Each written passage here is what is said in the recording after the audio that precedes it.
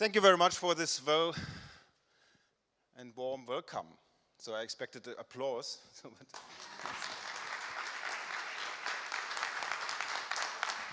That's great. So this spontaneous we need for the whole event. It's great to be here. I'm Jörg Buch, the representative of German-Italian Chamber of Commerce, and for instance, we are standing for innovation and inspiring ideas because we are representing Germany as one of the biggest and most important partners of Italy, trading partners, but as well partners regard investment. So nice to have you here. Really pleased at FReSH, the 4.0 food economy, and they wrote down a lot of arguments why you should join us as a member of our Chamber of Commerce.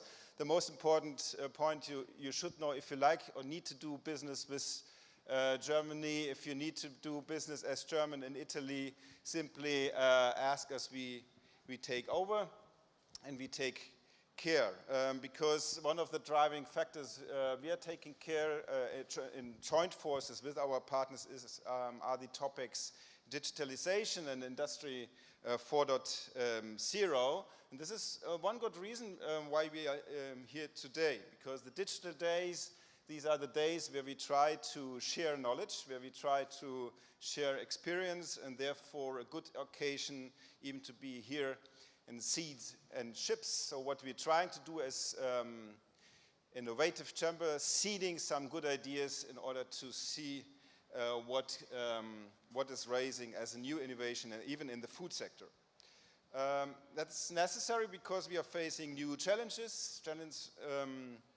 As we saw in the introductory videos, we see an increasing world population. We see the challenges of climate change and scarcity of available resources. But, and this is a point where this is a factor which we like to point out today, we have new technological infrastructure, and we have new digital solutions which might be of help, and we have these solutions in order to address these challenges. However,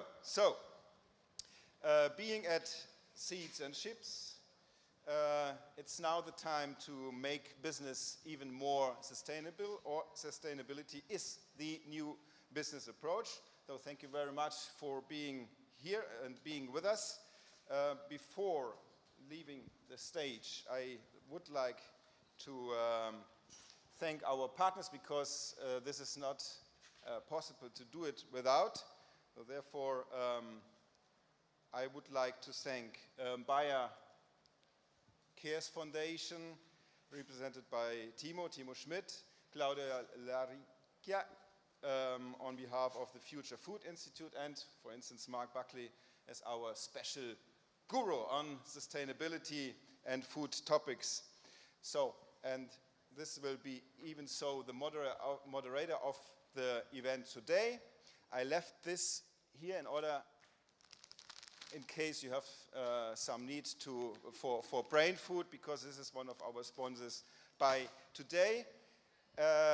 Another sponsor of this event is BASF and Bayer Cares Foundation again. And Cantina Vicabrone, who will delight you with some tasty wine at the end of the event. So even this is a good argument to stay with us. Thank you very much. And now, Mark, the stage is yours. Thank you. Thank you very much, Jörg. So I want to start off with a little bit of housekeeping first. So Jörg touched on a few things already, but we have a great lineup for you today. And I need to put on my glasses because I don't see that well anymore in my age. But just so that you know how this is going to go, FReSH. Does anybody know what FReSH stands for? No? No idea. I'm going to tell you. It stands for Food Reform that is Sustainable and Healthy. And the 4.0 food economy is important because the oldest world's economy is an agrarian society, or an agriculture or farming economy. And so we have a lineup of speakers here today that are talking about food reform. and about how the future of food is going to be and how we're going to digitize and keep up with the exponential growing times of our world in the future. And for our lineup, I will give you kind of an overview and an introduction into this whole new food economy or this food reform revolution. But then after me, Claudia, a good friend of mine, and also a climate reality leader who was trained in Pittsburgh by Al Gore, is going to be speaking. She's from the Future Food Institute, and they just launched a global mission. I launched with them a global mission in Rome with the United Nations FAO and many other great speakers that are here today as well. Then after her, she will be talking about the future of food for climate change. And then we have from the United Nations FAO, Günther Heinrich. And I had the blessing to be at the FAO and speak with him as well, but he spoke before me, and he's a most eloquent speaker. He's also from Germany, but he lives in Italy, right? And is just a super man, and he's going to talk about trends and challenges for food and agriculture and nutritional perspectives from the work of the Food and Agriculture Organization, the FAO. Then we're going to have a close personal friend of mine and the CEO of the BioCares Foundation, Timo Valentine Schmidt-Lord, and he talks about the beauty of impact for food challenges and the future of food. And we travel all over the world and we talk about food innovations. We talk about the beauty of impact innovations and how these innovations can touch and spark people's lives and change the future. And he's going to enlighten us on many very cool, innovative things. Then we have 360 Sustainability is Better. So looking forward to a productive urban landscape. A wonderful person, Andreas, and I hope Kippar, who is the CEO and founder of Land and does a lot of work with H-Farm and has a huge background and experience, and I'm excited to be able to share the stage with him today. Then we have Stefano Maneri, who is going to talk about sustainability in the wine business, and I've seen him fervorously preparing to make sure that he gives you the best speech possible. Then we have Sarah Elizabeth Ledger, project leader in research development at Horta SRL. She'll be talking about we-based decision support for sustainable crop management. And then around 16 o'clock, so 4 o'clock, 4:25, if we're on our time plan, we're going to have Irene Rossi. And then we have some German startup focus people here, which are going to talk about the Berlin startup scene to bring in the German aspect of things. And that'll be Andrea and Thomas sitting right there. They're going to tell us about the startup scene in Berlin. And then another gentleman that I met in Rome at the United Nations FAO, but also at the Future Food Institute Global Launch, is Giuseppe Coletti. Coletti, I hope I said it right. And he has a super app and innovations that he's working on that is basically technological innovation for defense of promotion of Italian wine and food heritage. There's a lot of fakes and security issues out there and knockoff products. And he's going to really open our eyes to some solutions that he's come up with that are very innovative. And lastly, Johan Langenblick. Is this Blick or a Bick? And data-driven flavor MPD as driver for success. And so that's our lineup, but there is also a video, I believe, that Lavinia will start to kind of touch on, and then I'll speak to you guys again.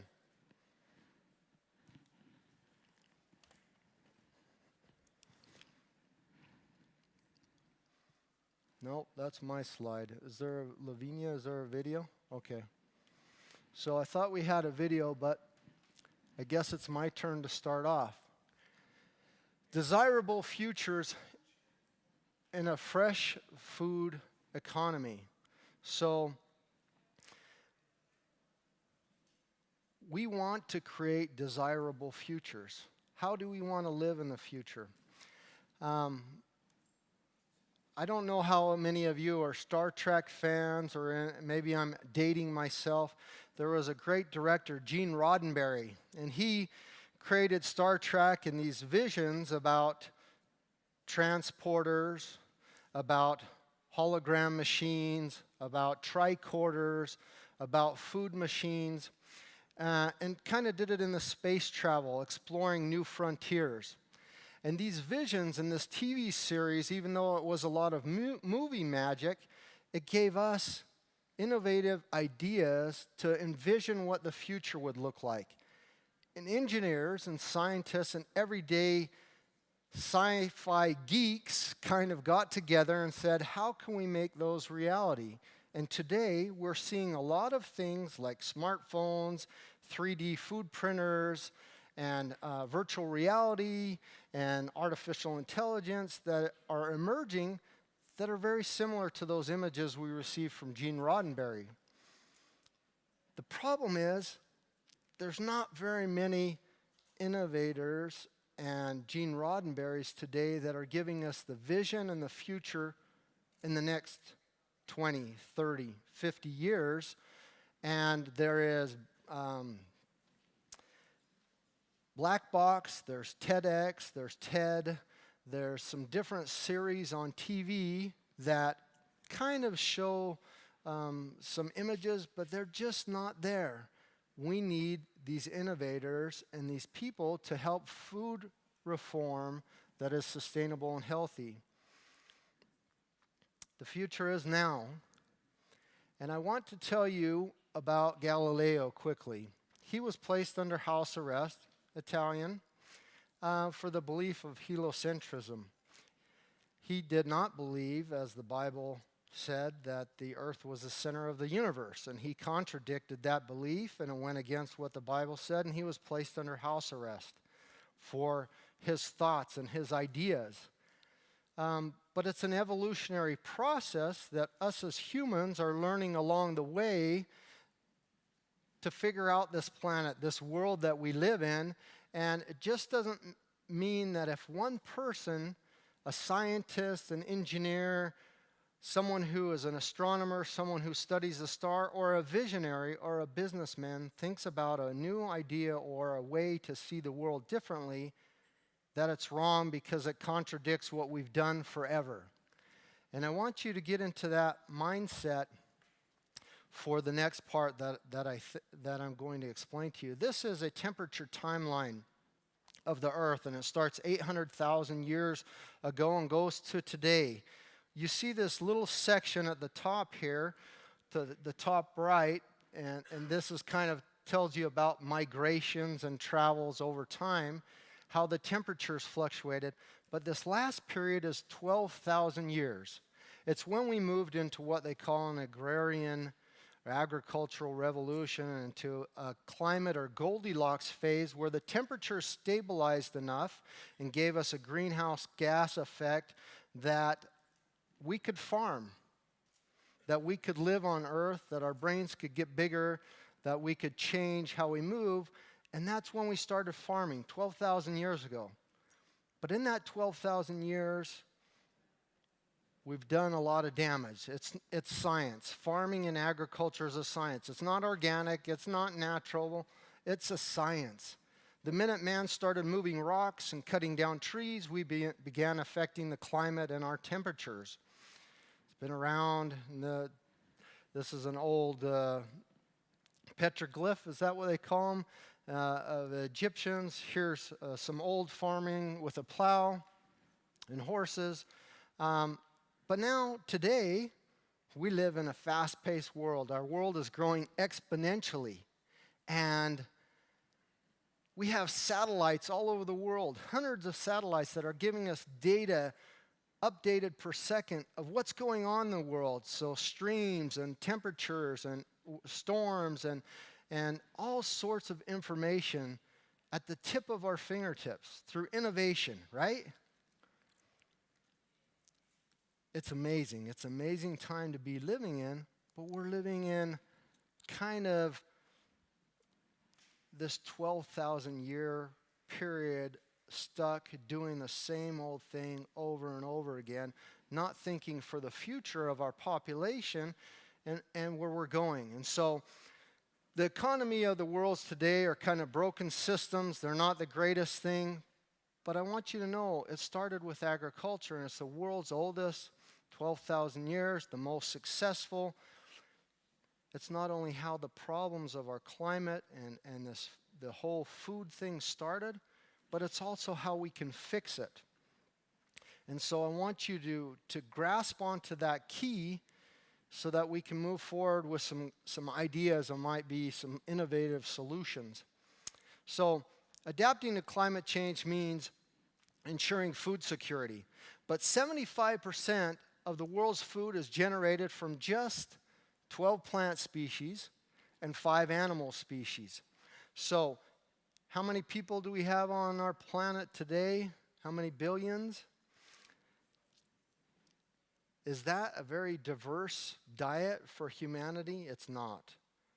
So if you know about numbers and population based upon this number, that should send up a red flag that if something happens with the climate or with the 10 big manufacturers who are producing 75% of our foods with these crops and 5 animal species, that if something occurs, we're going to be in trouble. And let me give you one example. Puerto Rico was hit by Hurricane Maria. In one day, it wiped out all of their agriculture. It wiped out their infrastructure. So they say 90% was totally gone from one day to the next. Is the very next day, is that all built up again? No. The infrastructure is not there, and it's going to take between 4 and 6 years to build that up.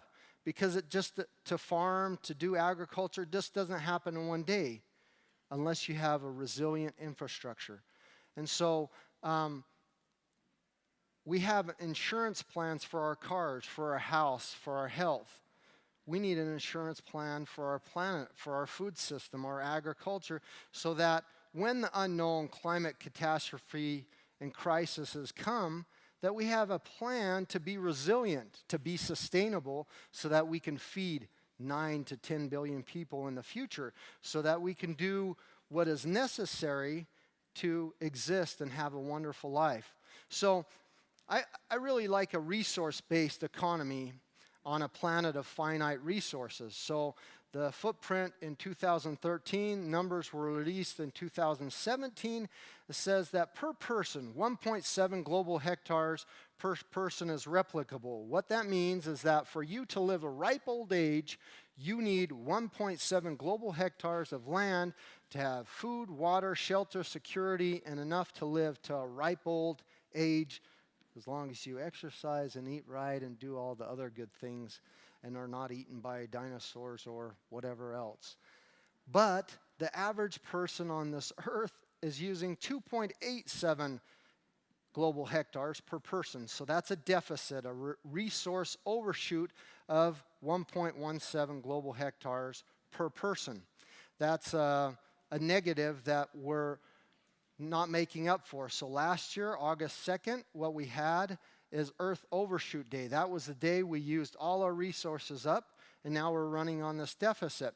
And one last little fact that's important to know is that 23 hectares of land is lost every minute due to contaminated soil, drought, and flooding.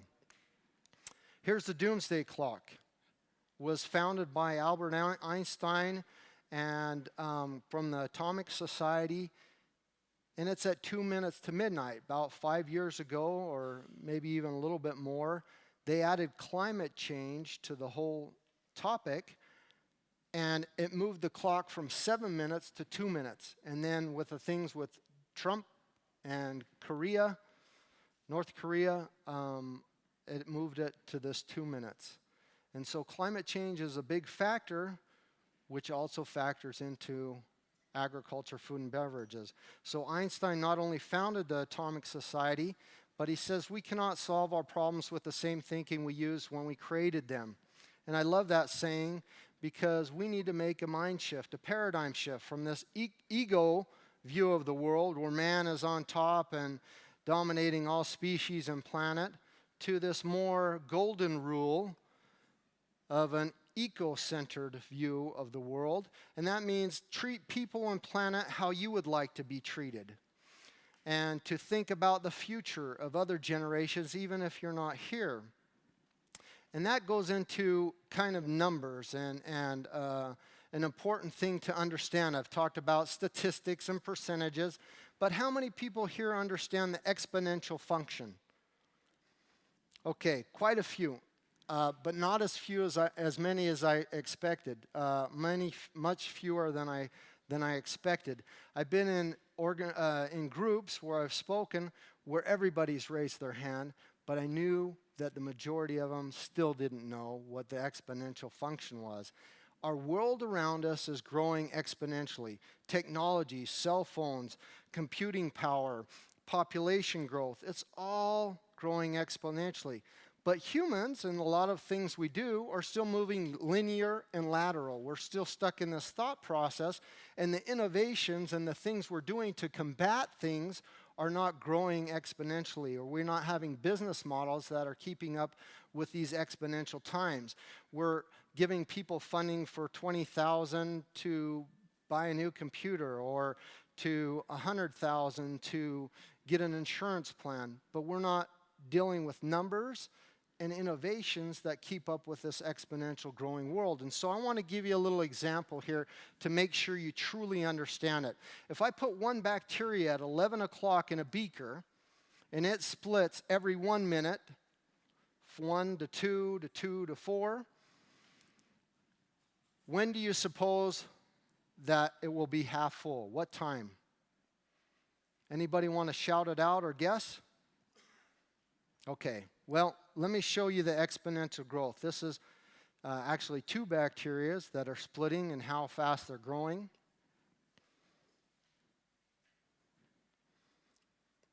And how quickly that occurs. Our body is made up of millions and billions of microbes, gut health and cells that are growing. And our world is, and microorganisms and things are also growing. So now, let's look at this exponential bacteria growth. What time do you think it's half full? 11:59, right? So now I'm going to go out and find 3 more bottles because I say, wow, I'm a bacteria in this jar. It's getting a little bit thin. And you can also relate this to planets. I just went out and found Mars, Jupiter, and Venus, and we're going to go colonate there because we've got exponential growth going on this Earth, and we're going to go there because we found these other planets. So how much time have we bought ourselves with 3 new vials or 3 new planets? 2 minutes.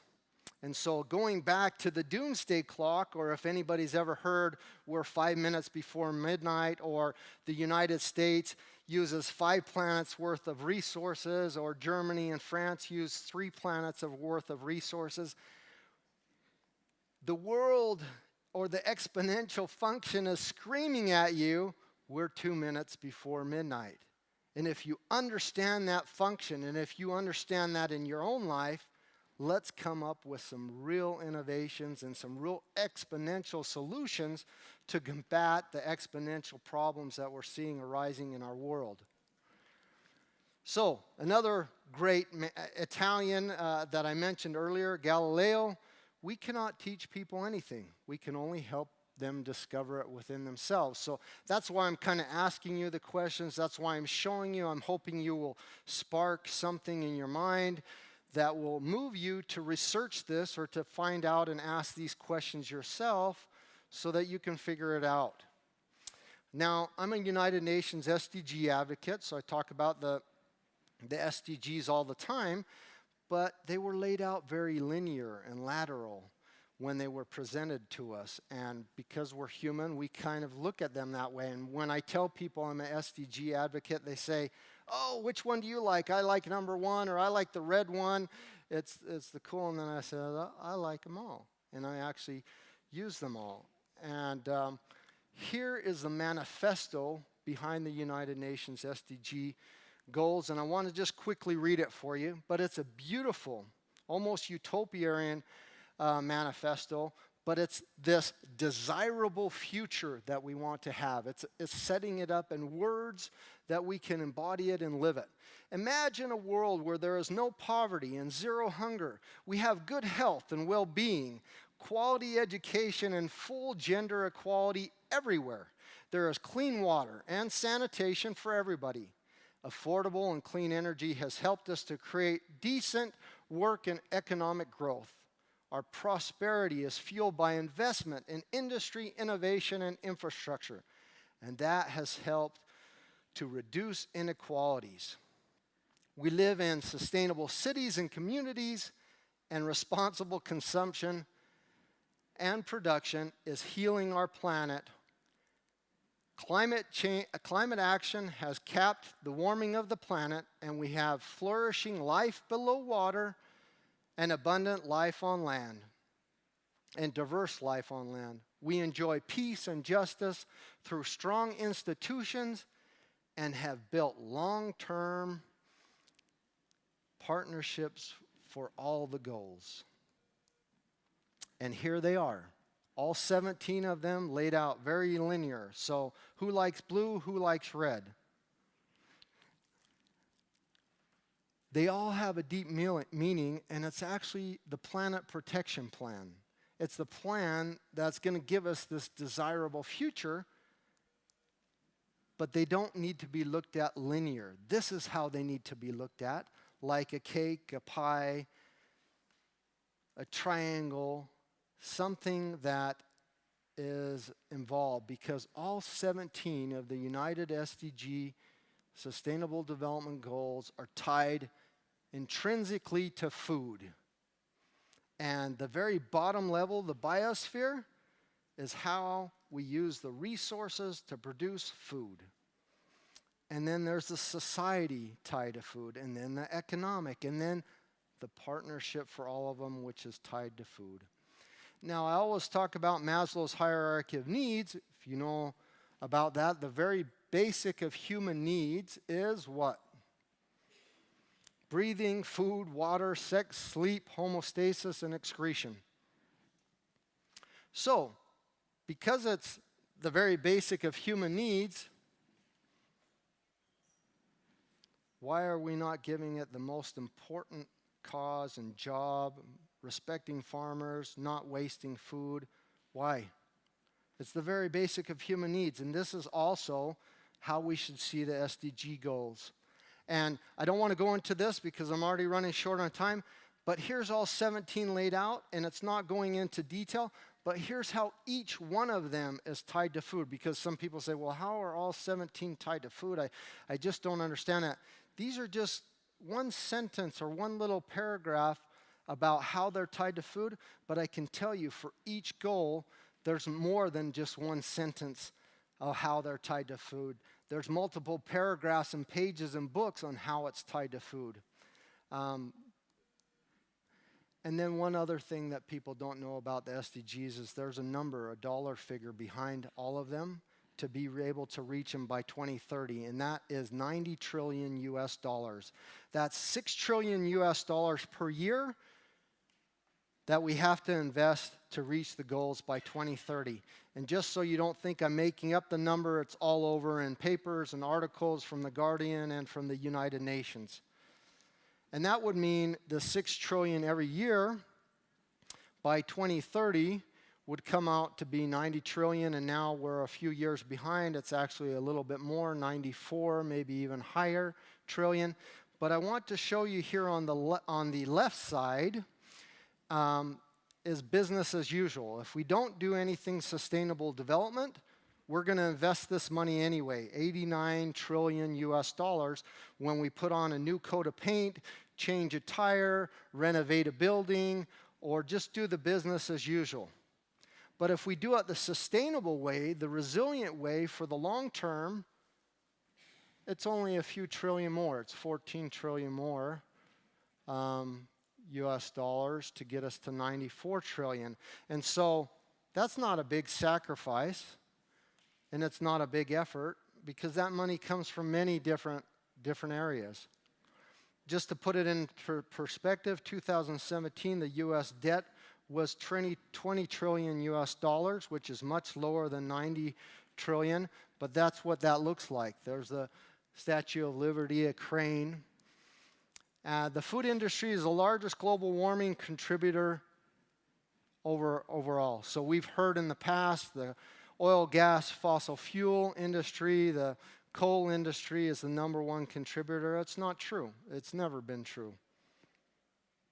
The #1 is the agriculture, food, and beverage industry because it's a multifaceted, wicked problem. This data comes from IPCC data compiled, and it's got the largest imbalance. So you see the total environmental costs as percentage of EBITDA, what they make on the green, which is 89, and the total environmental cost is 224%. It's an imbalance. And what that basically means, one, they're not paying for natural resources or natural capital. And second is if the oil and gas industry or the car industry were to throw away 30% of everything they produce, like the food industry does, then it becomes a 10x waste. A reform of the agriculture and food and beverage industry is crucial for achieving the SDGs. And you can see here just basic that there are 6 SDGs that are kind of intensively tied to this industry that, you know, it's very obvious. You can see that it is. But this is my solution because I not only want to talk about it, I want to give you examples and come up with some innovative solutions. And it's called the Anya Aloha's Eco Center. So Anya stands for Adaptive Nutrition Joint Achievements, and the Aloha's Eco Center, Aloha stands for Adaptive Lifestyle of Health and Sustainability, and it's an eco center because it's a system. It's complete, it's closed, it's rounded, and we will revolutionize the agriculture, food, and beverage industry. As you kind of see, there's some renewable energy there on the roof. But here's a video production facility CO2 neutral, to explain it. Energy balance equal to net zero, growing vegetables exclusively with rainwater. The green production facility of Anya GmbH turns current food and beverage production facilities on their head. Our complete concept of an urban green production facility sets new standards worldwide. By combining technology, innovation, renewable energy, and the recycling of resources to a holistic system, it is a truly green system. The sun, wind, and rain are our primary energy sources, along with Tesla power packs as backup. Our energy balance is net zero 365 days a year. Our process uses a complete water cycle management system that resolves the unsustainable water imbalance currently used in the food and beverage industry. We recycle and use our rainwater to 100%, and we access and protect our own natural groundwater because we filter the water with reverse osmosis equipment, and we recycle 100% of our gray water. By using only organic filtered rainwater and automated vertical farming, we have optimal space and power utilization that allows us to grow a portion of our raw materials in-house. Current food and beverage production facilities have stood long enough on their heads. We place them back on their feet.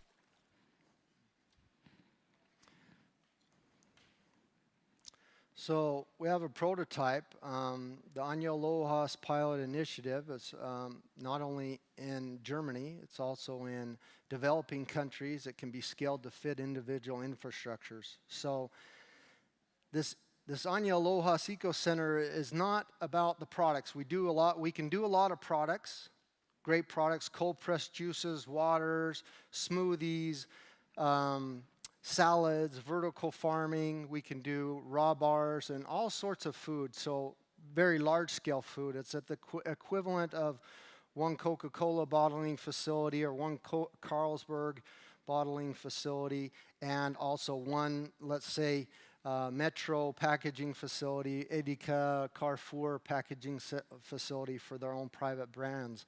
So it's up there to play with the top 10, but it involves all the 11 SDGs, or not all the SDGs, but 11 SDGs, and it addresses 2, 3, 6, 7, 8, 11, 9, 12, 13, 15, and 17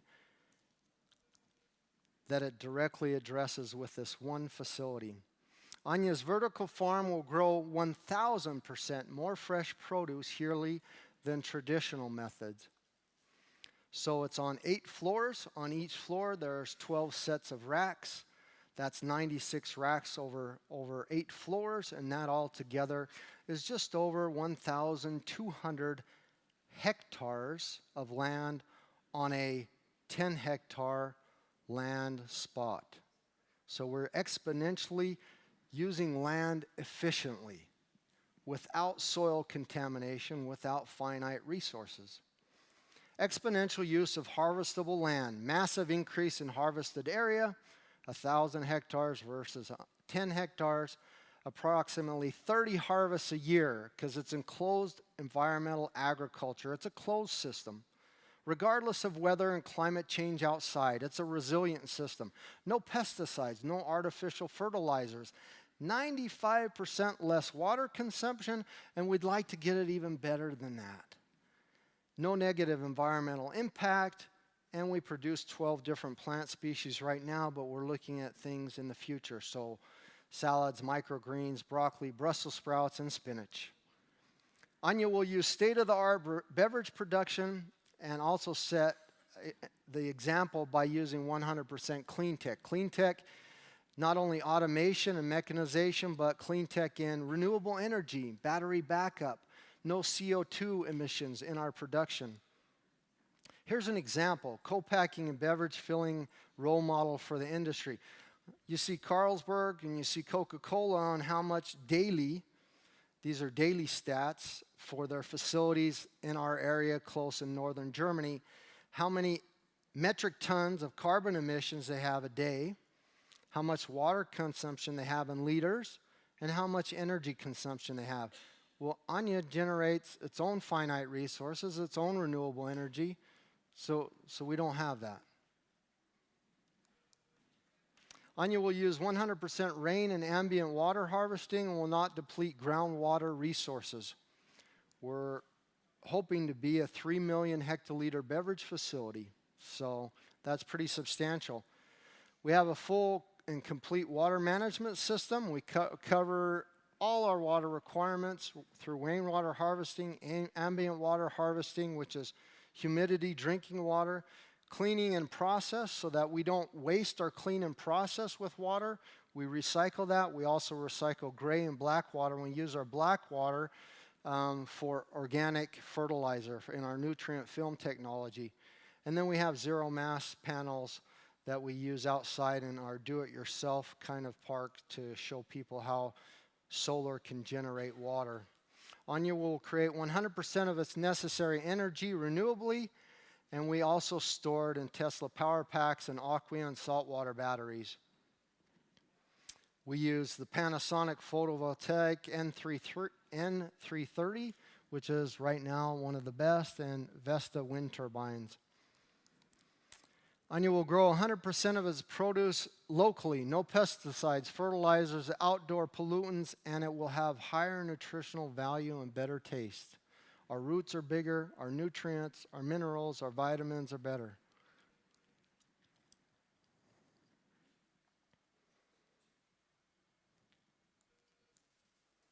At each respective location, Anya will create sustainable agriculture and an energy community. And to go back to what I said before, it's a resilient infrastructure. It's not about the products, it's about how we produce, and no matter where it's built, whether it's in Italy, whether it's in Germany, and actually it would be my preference that it's in a third world country that really needs it more than the Western world. And I would really like to see that happen because it's an infrastructure. It's not about the products, it's about resiliently giving those people an infrastructure that when whatever climate calamity comes, whatever government or corruption comes, that the people have energy, they have food, they have water, they have resources, and they have a place that provides their community with an infrastructure.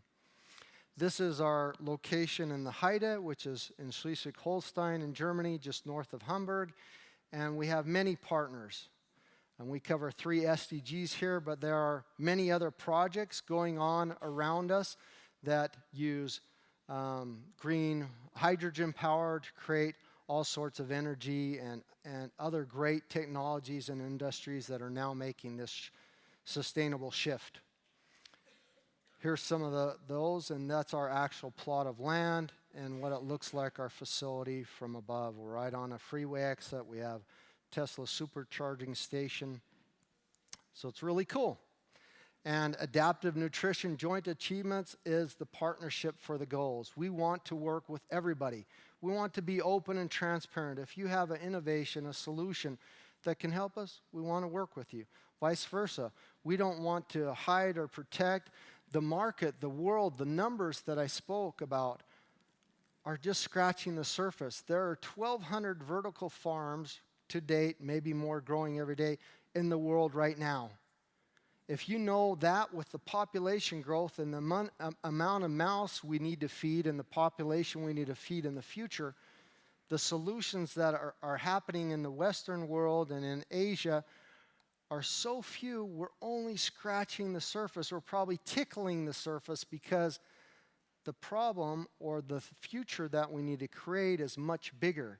So there could be 100,000 vertical farms. There could be 1 million vertical farms with 1,000 different types of technologies. We don't need to compete against each other. We don't need to say mine's the best and the biggest and the greatest.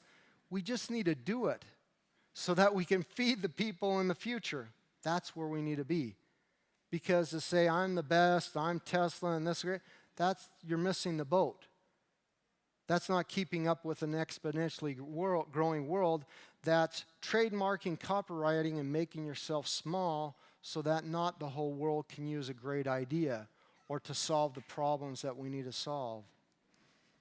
So this market, or there's 70 markets that are ripe for disruption, but our industry, agriculture, food, and beverage, you can see it's on the tipping point of disruption and change. These are some new innovations and companies that are coming out, and it's only getting more. And just like Air B2B or the space race or Uber, this industry is ripe for disruption and is changing. Why? Okay.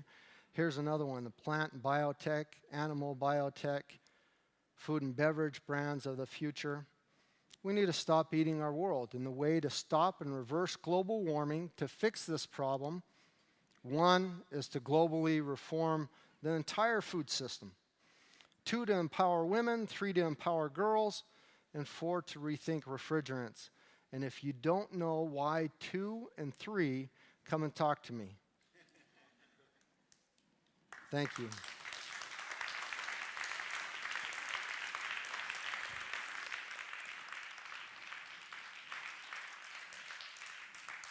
I'd like to invite Claudia up to, she's next, and I stole a little bit of her time.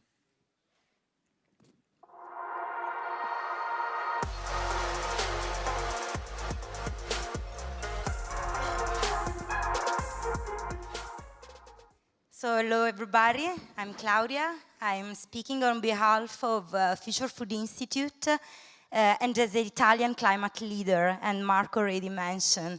It's a great honor to be here, thanks to the German-Italian Chamber of Commerce, and of course thank Mark for this very inspiring speech. It's not easy to speak after Mark, right? But I knew it because I knew him very well. So that's why I want to be clear with you. This is not an inspirational speech. I just want to share with you one very concrete project that Future Food Institute is going to realize. So I agree with Bono Vox in this sense that idealism detached from action is just a dream. But idealism allied with pragmatism, with rolling up your sleeves and making the world bend a bit is very exciting, it is real, and it's very strong. That's what we are doing every day as a Future Food Institute. We are rolling up our sleeves and in 3 days we're going to realize the biggest world tour, the biggest journey around the world of food innovation. So in 3 days, we're going to leave for the Food Innovation Global Mission. That is the project I want to share with you.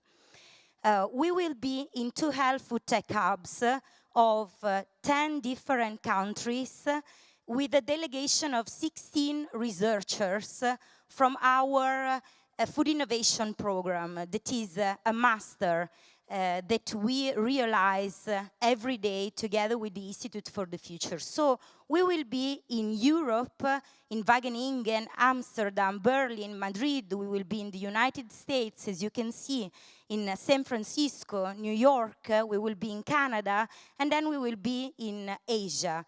Tokyo, Shanghai, Hong Kong, Bangkok, Mumbai. So I would like to share with you why are we doing this big journey.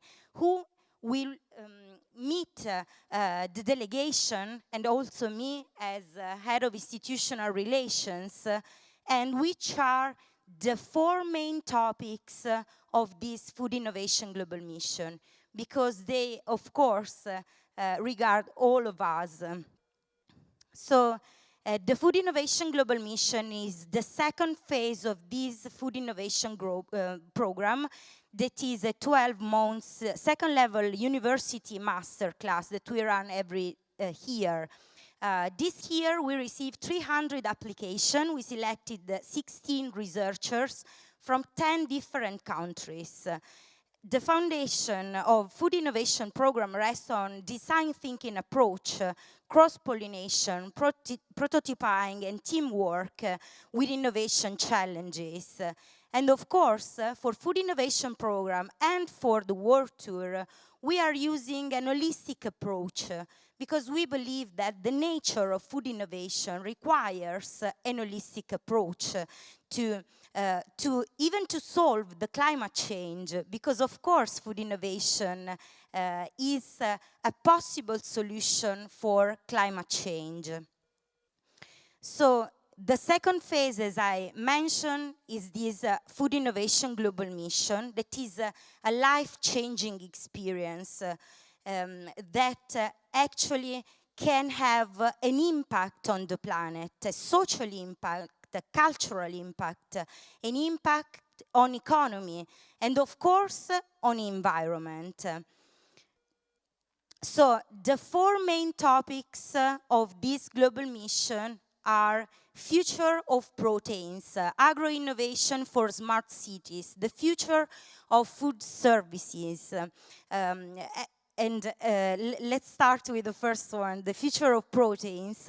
That is a very important issue for all of us.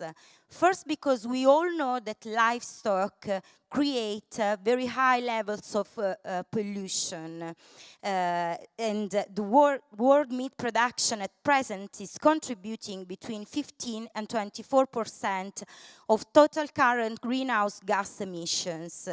So we need to fix this problem. We need to understand which can be actually the alternative proteins for all of us. The second topic is agro-innovation in smart cities.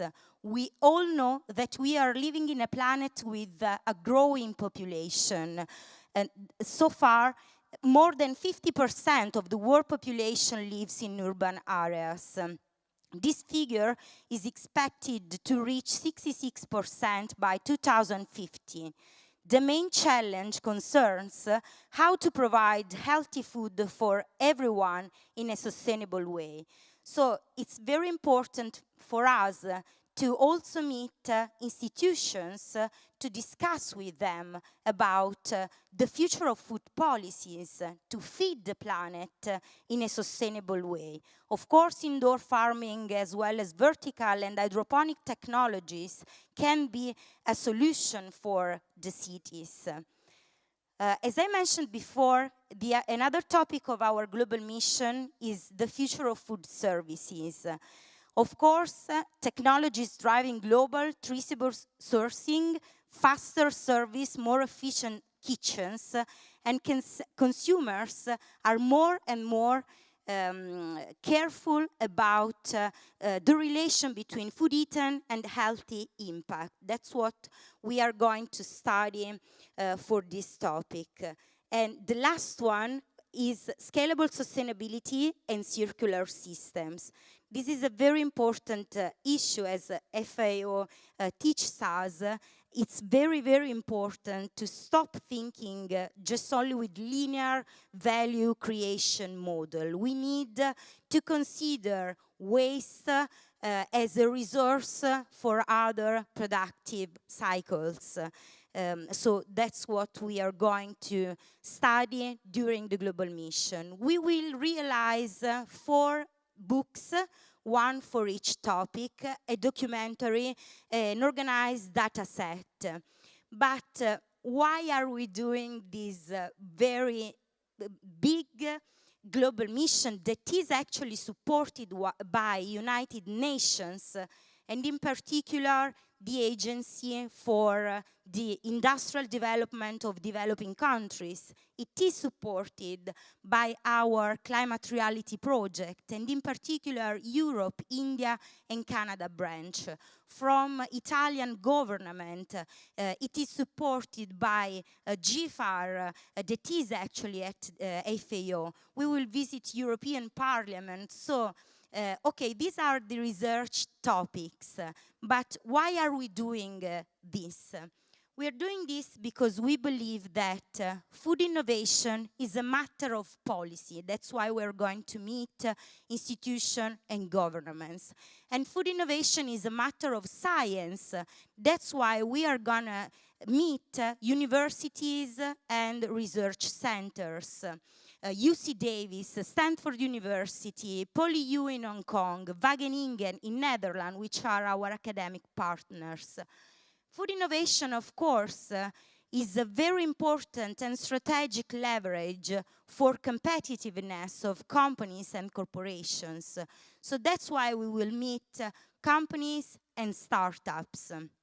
Food innovation is something that all of us should be aware of, and of course of the very important impact of it, as I said before, on society, culture, and for climate change. So that's why we will meet journalists, media, influencers, opinion leaders. And of course we will meet a lot of climate leaders.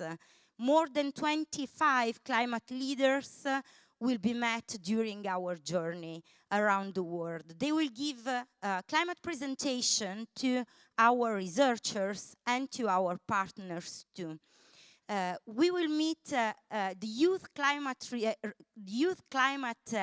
Network and also the Walk for Water Foundation in India. So during the global mission, we will run a massive social campaign with the hashtag FF4CC, that means Future Food for Climate Change. Hundreds digital advocates will share this hashtag, so I invite you to respond to our call and stand for climate change through future food. Just being part of this journey. We will realize more than 12 digital meetup with question times on social media where experts will answer to the advocates' questions. Just to mention few digital meetup, we will be connected by a hackathon on food waste in Rome, and an hackathon in Bologna with Tim and Olivetti. We will be connected with the Climate Reality Project training in Berlin and in Milano from Bootcamp from Dot Academy, and also from Taranto in Apulia, that is a very famous, sadly famous city for pollution, and as we all know. But one of my climate action was to connect Taranto with Pittsburgh, a former steel city, so that the mayor of Pittsburgh on June the 1st will meet the mayor of Taranto to develop a new climate program together. That will be another, thank you. Grazie. Another very important to me digital meetup. So these are, to be very concrete, as I was saying at the beginning, the legs of the institutional agenda that I'm running in parallel with the global mission agenda.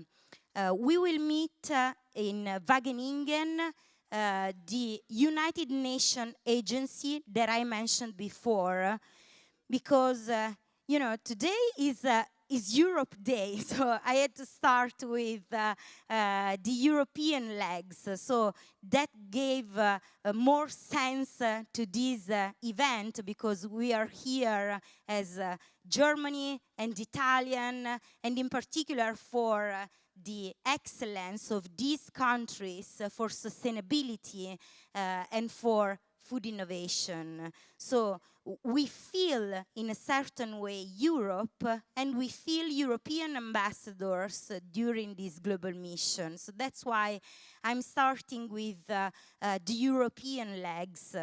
So we will launch the International Award for Innovative Ideas and Technologies on Agribusiness of UNIDO ITPO Italy and Future Food Institute. This is the third edition of the contest. Imagine that so far they already have more than 500 technological projects for developing countries, coming from more than 200 countries. It's a huge heritage of knowledge that we intend to promote. Another meeting will be at the European Parliament with Paolo De Castro and also Elena Gentile, that is in charge for food security. We will launch the Future Food Lab in Madrid. And on that occasion, one of the startups that we are going to give an award here will come with us in Madrid and in Berlin. We will be in New York with the European Union delegation. And in New York, we are very proud to meet also Steven Ritz, that is here in the audience today, with Green Machine, that is a very important educational project for children in Bronx. Thank you, Steven. And we will be in Bangkok to meet 11 Thai partners and the European Union delegation. Now in Chibus, when I am speaking, we are signing up an agreement with Foodinopolis and the Science and Technology Park of Bangkok. So these are all the other legs around the world.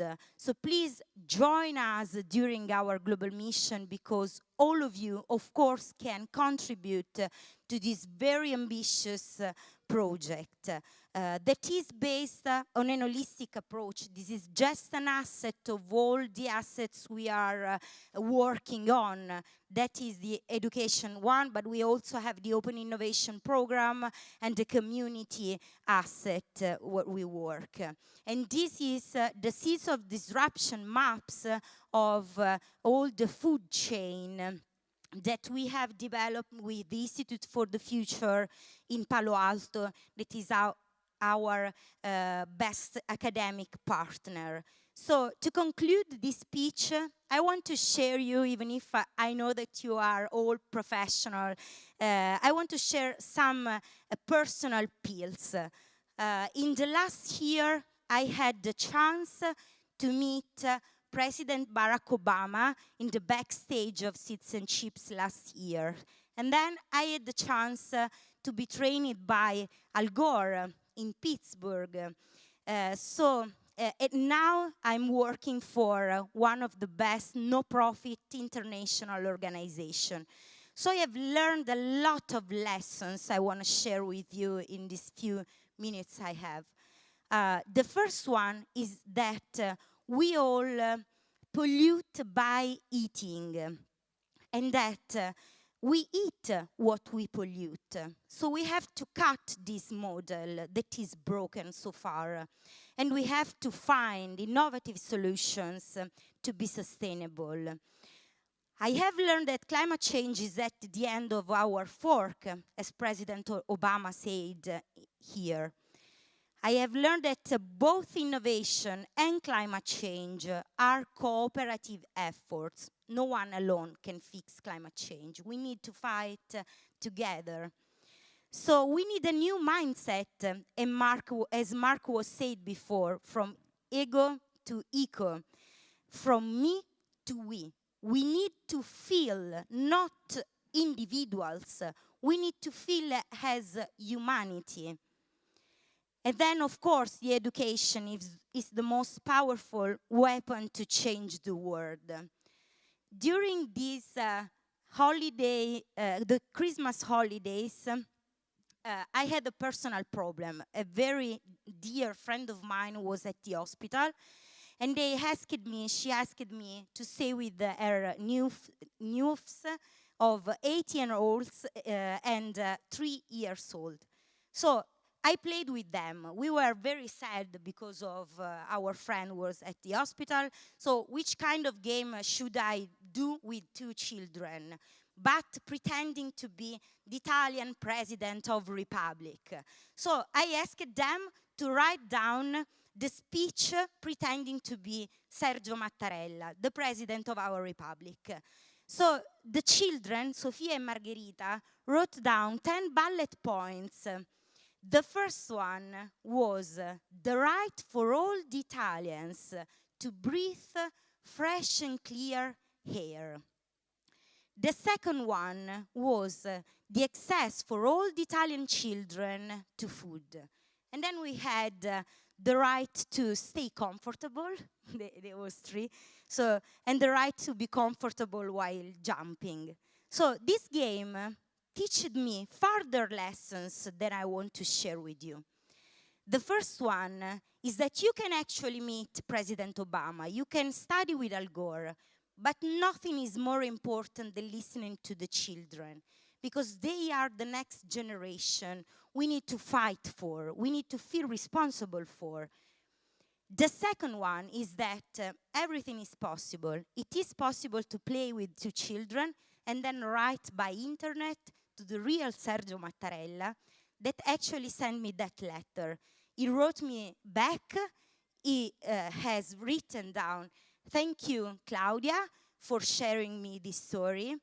And thank you for reminding me how important it is to listen to the children." And the last lesson I have learned is, if not us, who will fix these problems? And if not now, when? Thank you.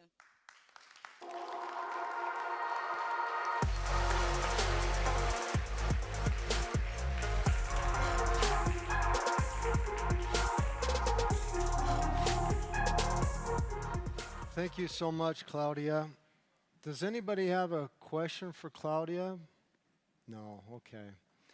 Claudia is a very special person, and she belongs to a great mission now, and I've seen the change. We met last year at Seeds and Chips, and it was a wonderful experience, so it's nice to see that transformation. Speaking of transformations, I used to weigh 350 American pounds. Does anybody know how much that is? It's almost 2.5 of what you see before you right now. And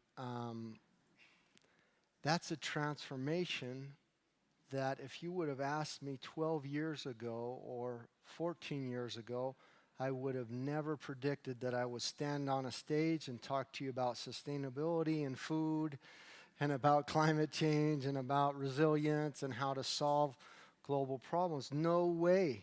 I said, you're crazy. I drove a big Suburban. I had a different lifestyle, and I couldn't feel certain things. And there's a thing called a transition, a transformation. Yes, we're human. We still think linear and lateral. But through knowledge and education, through speaking, through seeing, we can bring this answer out of from within us to make a change, and it is possible to break habits. And so with that, I'd like to invite somebody very special, Gunther, up from the UN FAO, and to wow us with some good information.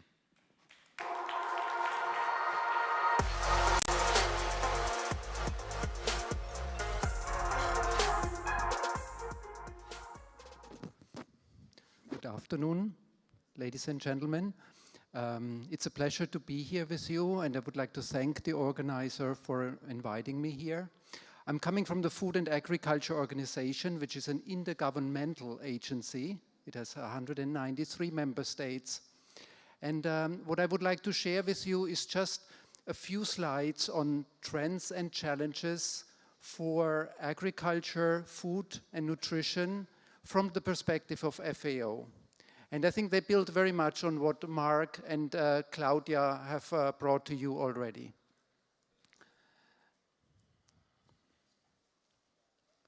I will focus largely on the demographic trends, and I will maybe dig a little bit deeper behind the figure of 7.6 billion people that we have heard a couple of times already.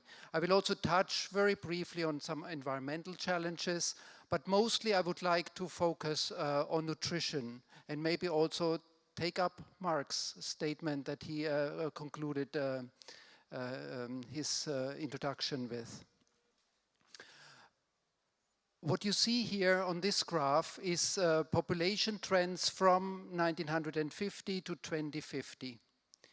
And I think it's not the 7.6 billion that are really the interesting part of this graph. I think what's more interesting is to dig into the numbers and to see what is behind them. And the first thing I would like to show is, if you look at the green, that's the people that live in rural areas. They will not grow so much. The rural areas will remain mainly stable. It's the growth that will happen in the cities. It's urbanization that will change the picture of the world until 2050. And within the urbanization, you have three trends. You have in there the natural growth of the cities. You have rural to urban migration, and you have also a reclassification of areas that for a long time were rural and suddenly become urban.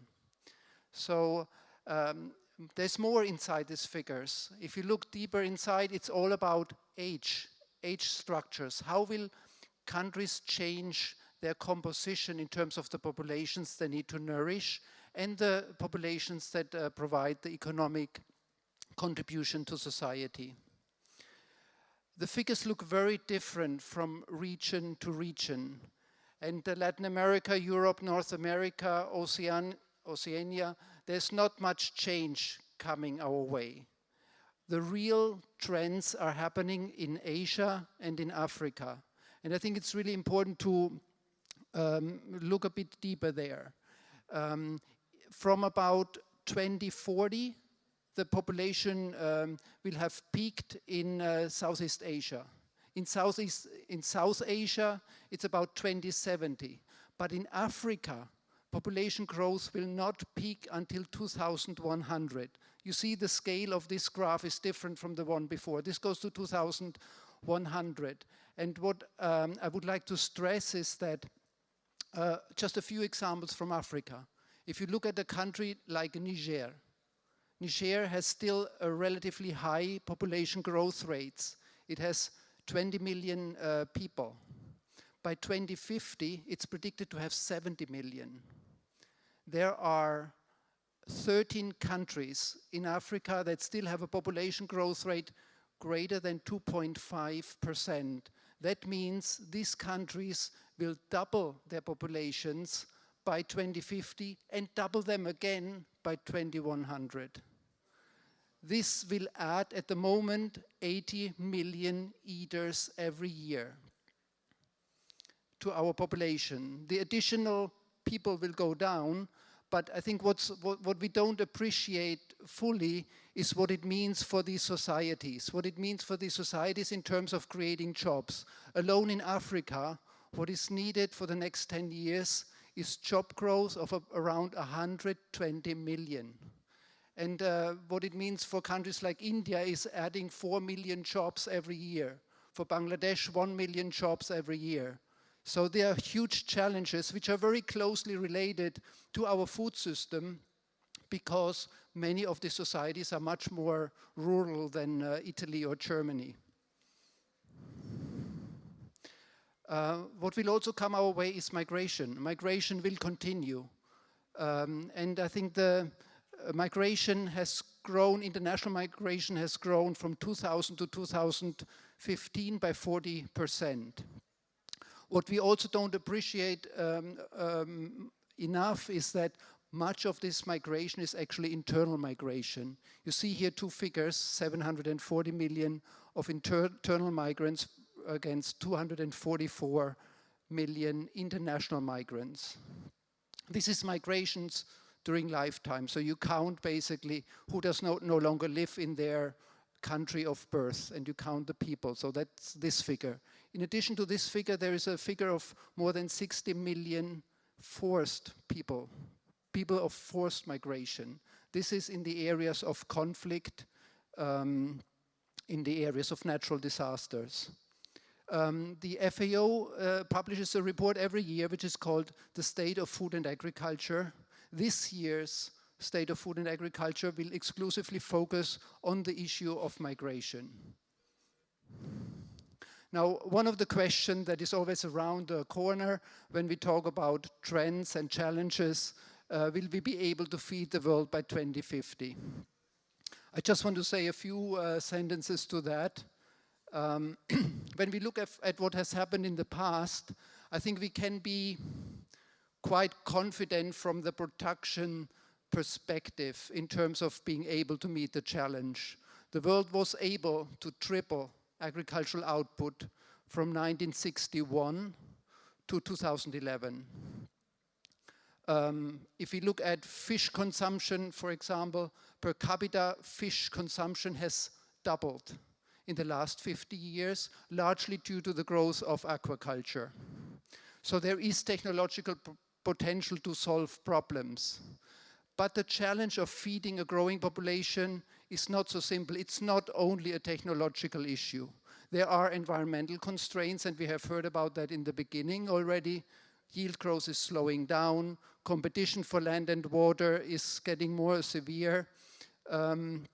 Natural resources are being degraded. And so we are prompted to look for technological solutions, but we also need to look at economic solutions. We need to look at how to mitigate crisis, how to stop conflict. This is from the annual report that FAO produces on the number of undernourished, which is basically those people that are caloric deficient, that don't get the calories they need for a healthy life.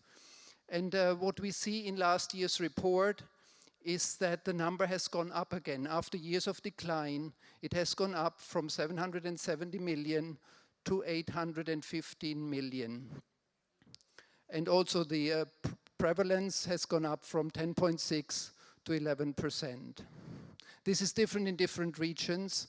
I think what's important behind that figure is that 80% of the undernourished people live in countries that are somehow affected by conflict. So, in a sense, the access to food is not an availability or a production issue, it's really an access issue.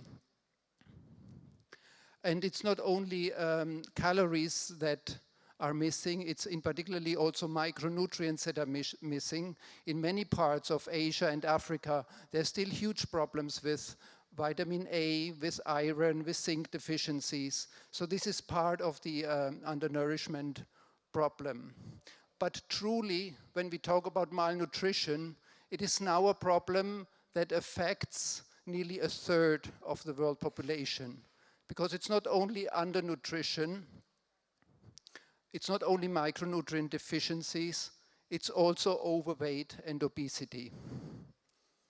And just a few figures to that trend.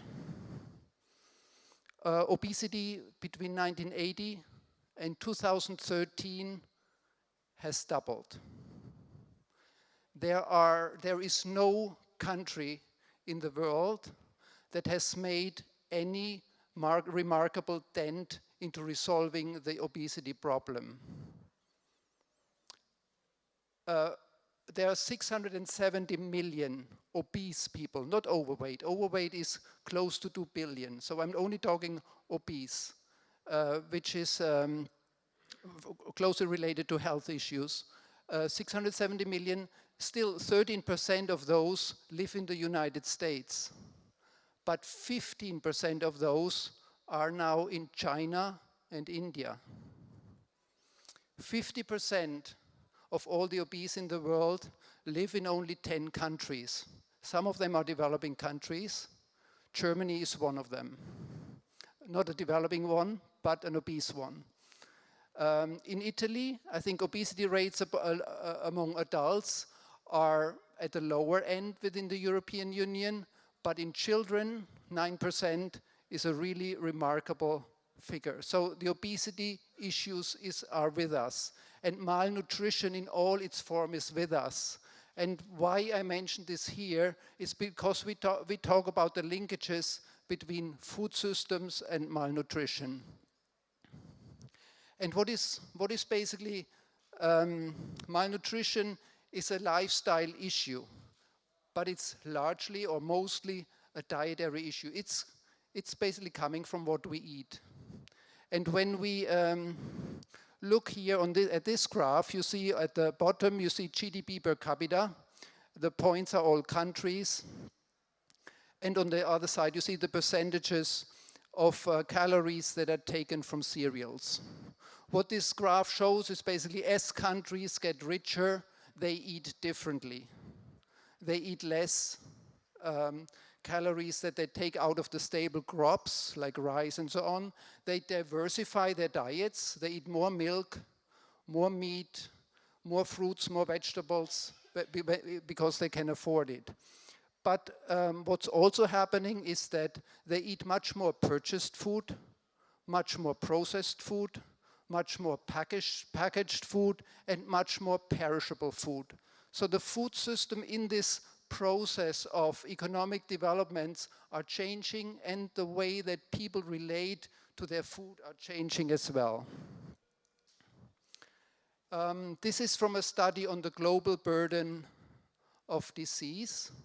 It basically looks at which factors are out there that are mainly responsible for the diseases and the mortality that we see in the world. Now, from the top 11 factors, the top 3 are diet related. And out of the 11 that are listed here, 6 are diet related. So you see the close linkage between what we eat and our health status.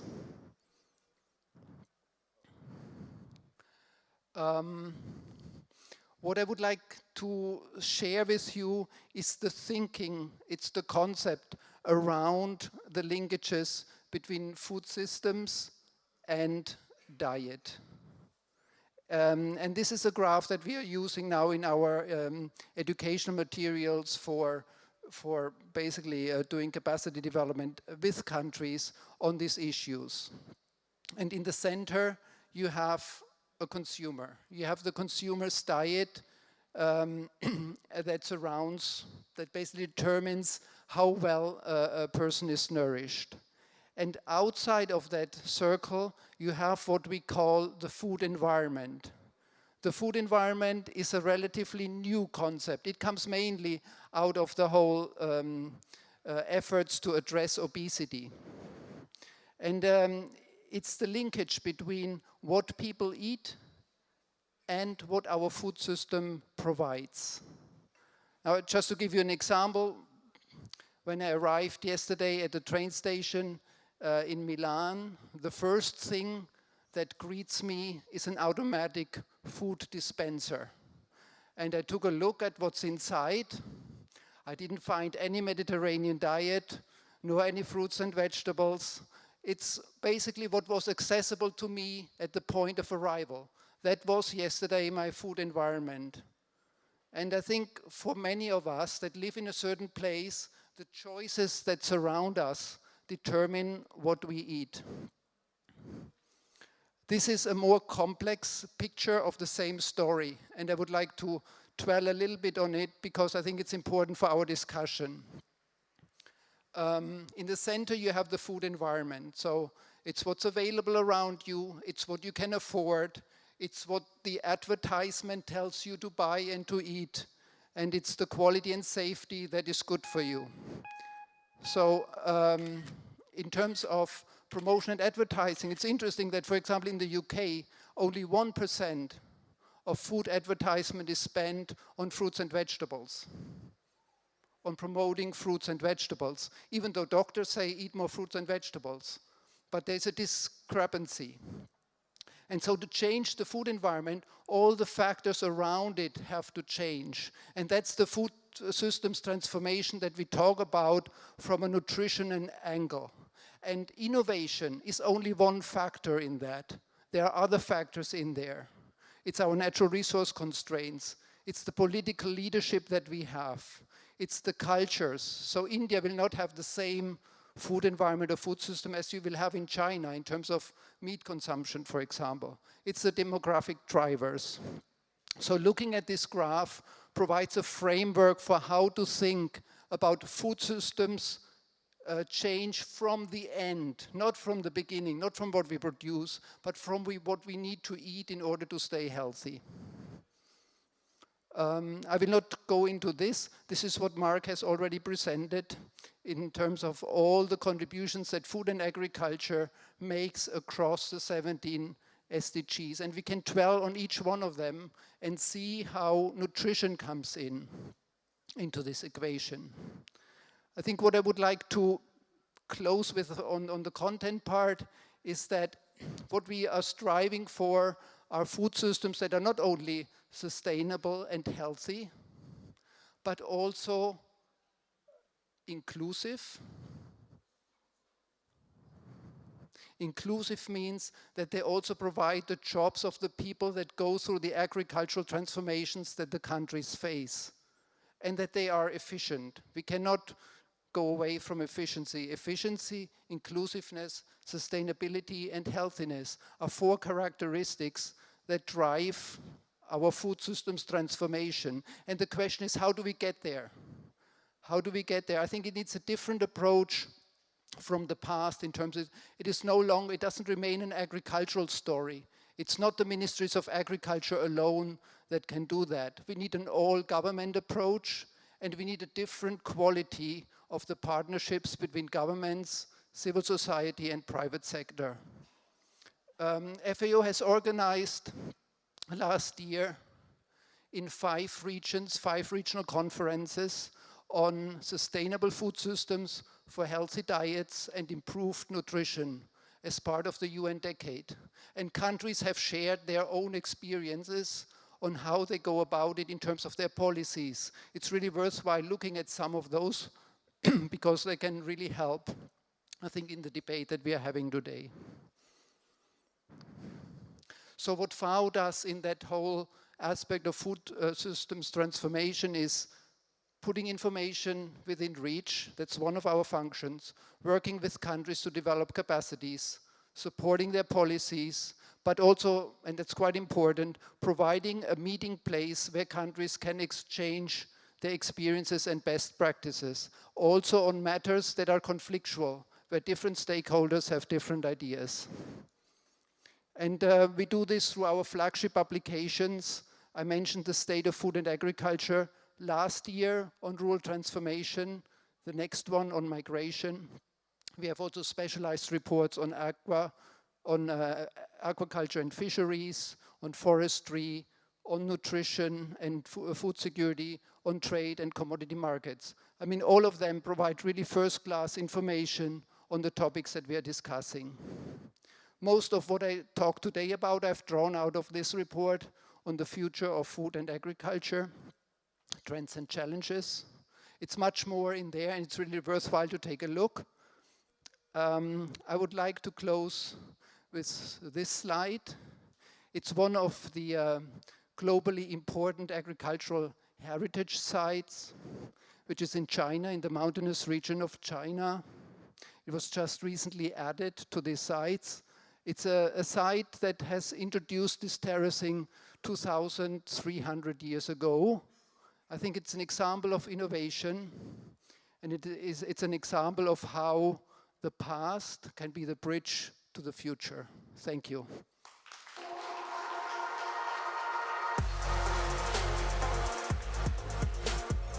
Thank you. Thank you very much, Gunther. That was fabulous. I was just commenting to Timo how wonderful your slides look and how we need to talk to you about getting into those publications that you have with some of our innovations and working together.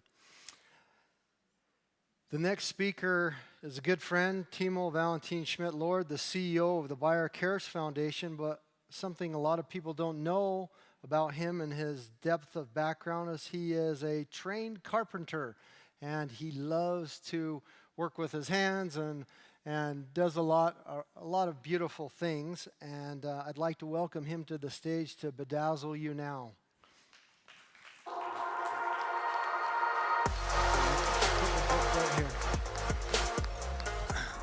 Many thanks for the flattening introduction. I hope it does not disqualify me to speak on food innovations.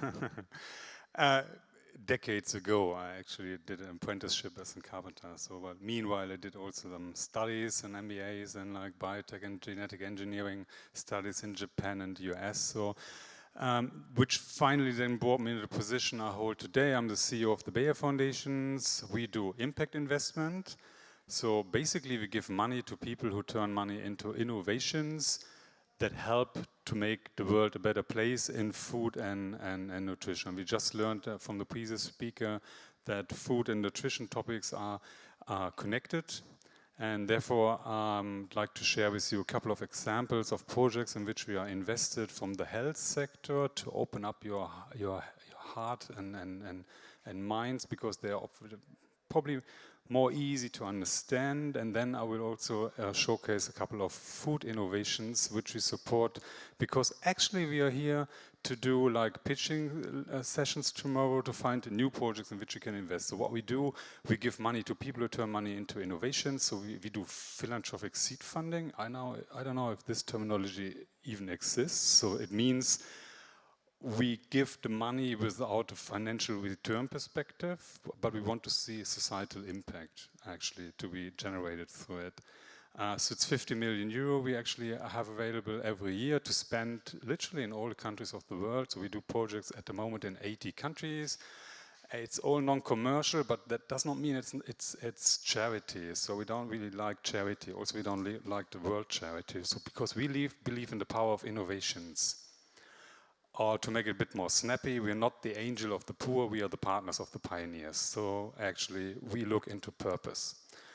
And why is purpose of importance? I mean, if you look into the tech community of today and the startup scene of today, you often see like people who are more like the copycats, right? Who come up with ideas that are already existing, like, you know, the next food delivery service or the next drone, and no one really have a clue what to do.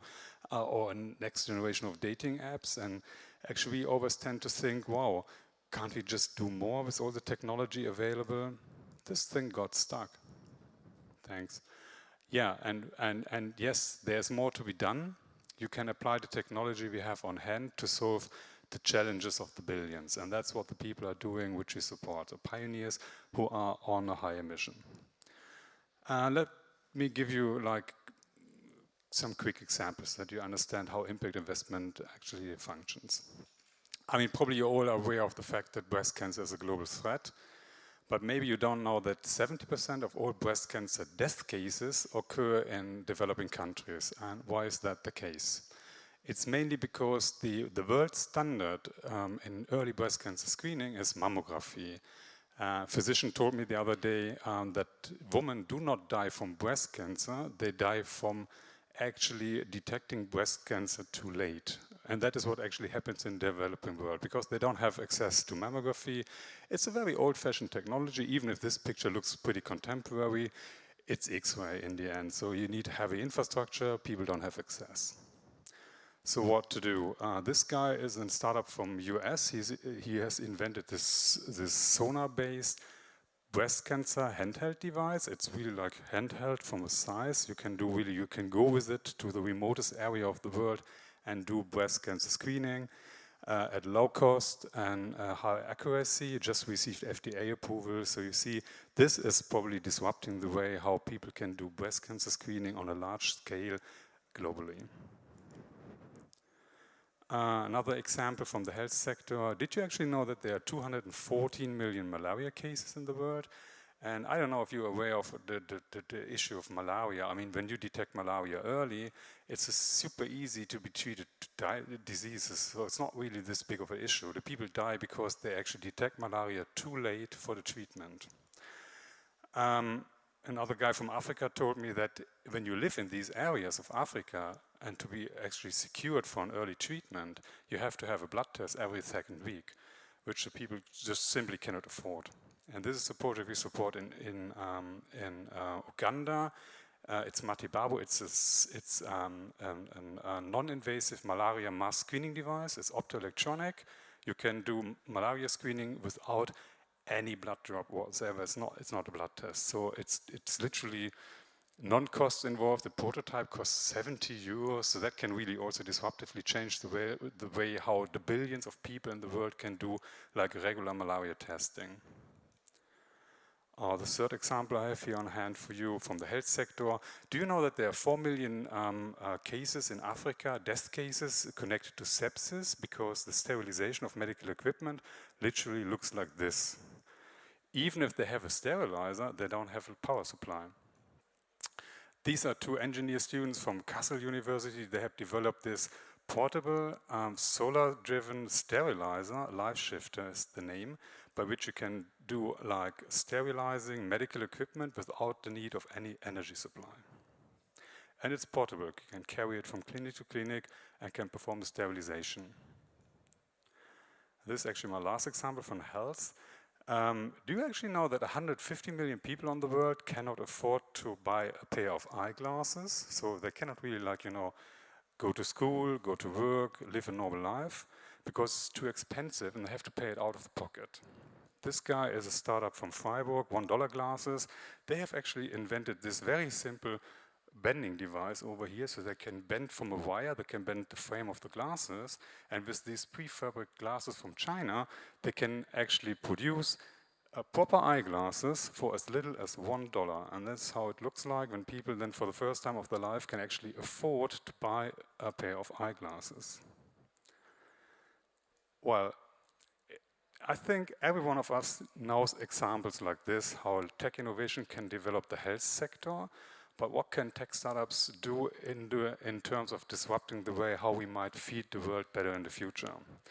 And there are also like crazy, I would say, inspiring examples out there, but they are not this visible. And that's what we do. We actually spot the hidden innovators that are innovating out of the field in which they are living. And I have a couple of examples. But let's look into the industry at first glance. I mean, we've learned before that the farming industry as we know it is like really like an ongoing like story of increasing success. So the yields has been increased just only in the last 40 years by 300%.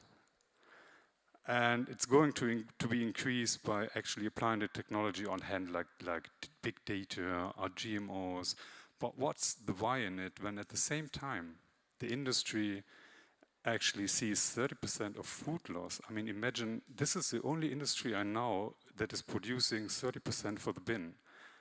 Imagine the car industry producing 3 fancy BMW cars and just one thrown away just in the bin straight away. It does not make any sense, does it?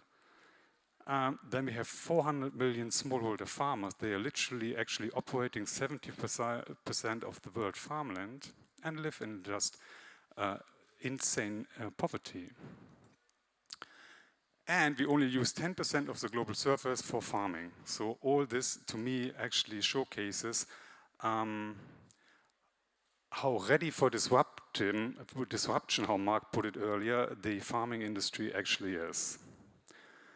or when you look into this Earth food pyramid, which I was scribbling around when I was on the airplane on the way to Milan, it's even more obvious. We have like only 20% of the land of the globe that is land, and only 10% of this land we are using for farming. And only in this 10% we are optimizing. And I mean, if there are any mathematics about you, they could tell you that when you multiply on a small scale, you always end up with a small number, right? So why not actually look into these areas, right? Into like food security, disruptive urbanization, and smallholder productivity to come up with new solutions for the food crisis. And that's what actually the tech pioneers do, in which we actually are invested. And I have 3 examples. Do you know that from this 10% of farmland I was talking about, 80% is used to produce crop for cattle feeding, and that is really a pure waste of useful resources.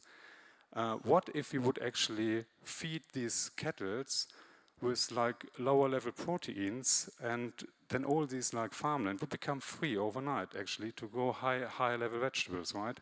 And that's what, for instance, this project is doing. They are growing algae in the ponds in the desert, and these algae are actually only consume 1% of the water that is needed for cattle feeding. This is another very interesting project. 400 million smallholder farmers operate 75% of the world farmland. And these people face a lot of challenges. One is a hidden one, which probably most of the people do not know. They face this daily threat of a poisoning snakebite. I didn't know either. I knew only when I actually met this physician at the World Health Summit who told me that in Sri Lanka alone they have 80,000 snake bites a year. And this is how actually it looks when the antivenom is not given in time. It's necrosis.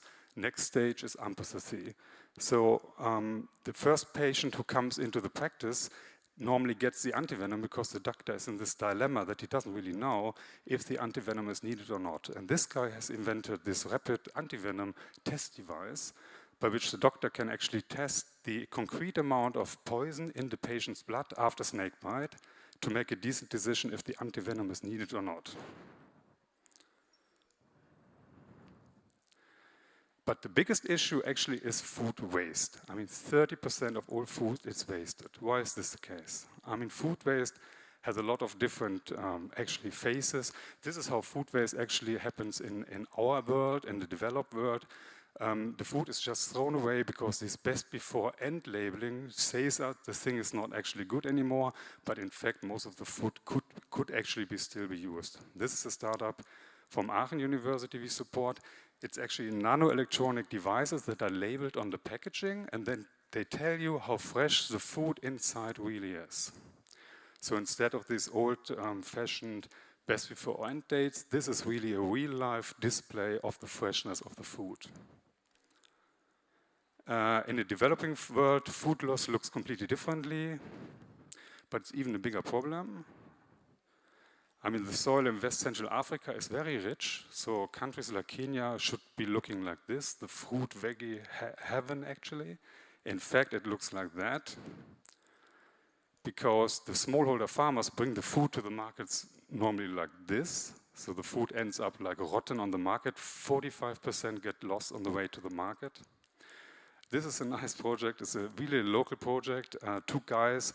They are actually welding these like small bicycles. They are e-bikes with a cooling box, and with this the farmers can bring their harvest without any loss to the markets.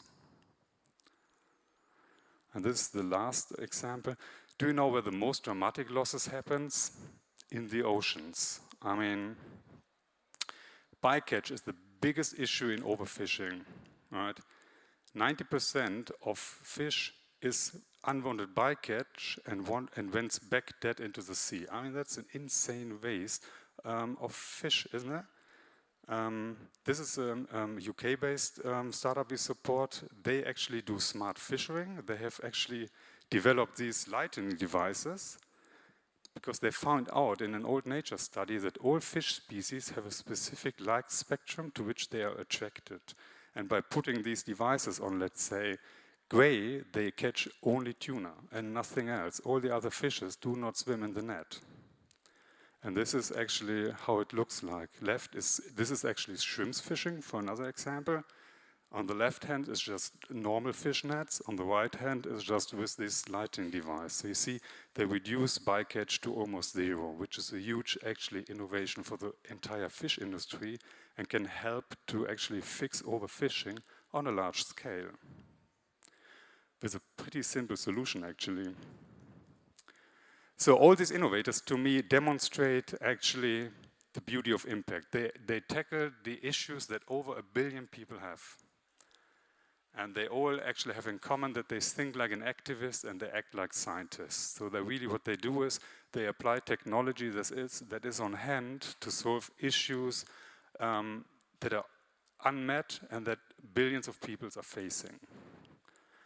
And what's interesting to me as an investor is that it's not really like you're either like focus on the commercial success or you are on a higher mission. I believe the future of business is that you combine this. I mean, we heard it before, the sustainable business is probably the way to go.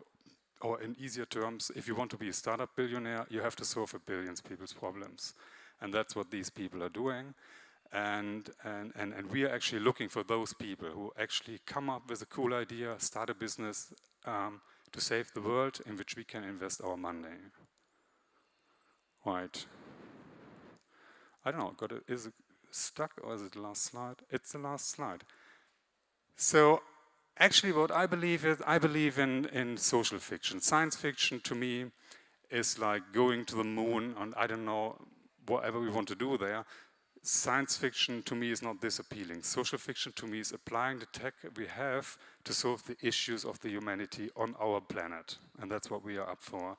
And actually, our money alone cannot achieve anything, so we are always looking for people in which we can invest. So if you have ideas, come along. We have an impromptu pitch tomorrow at our booth, and we are looking to actually get to know new ideas. Thank you very much.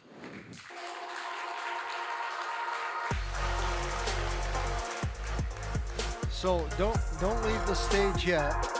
Did you get a chance to show those off properly? No, I didn't. I think it doesn't really fit from a topic. Okay.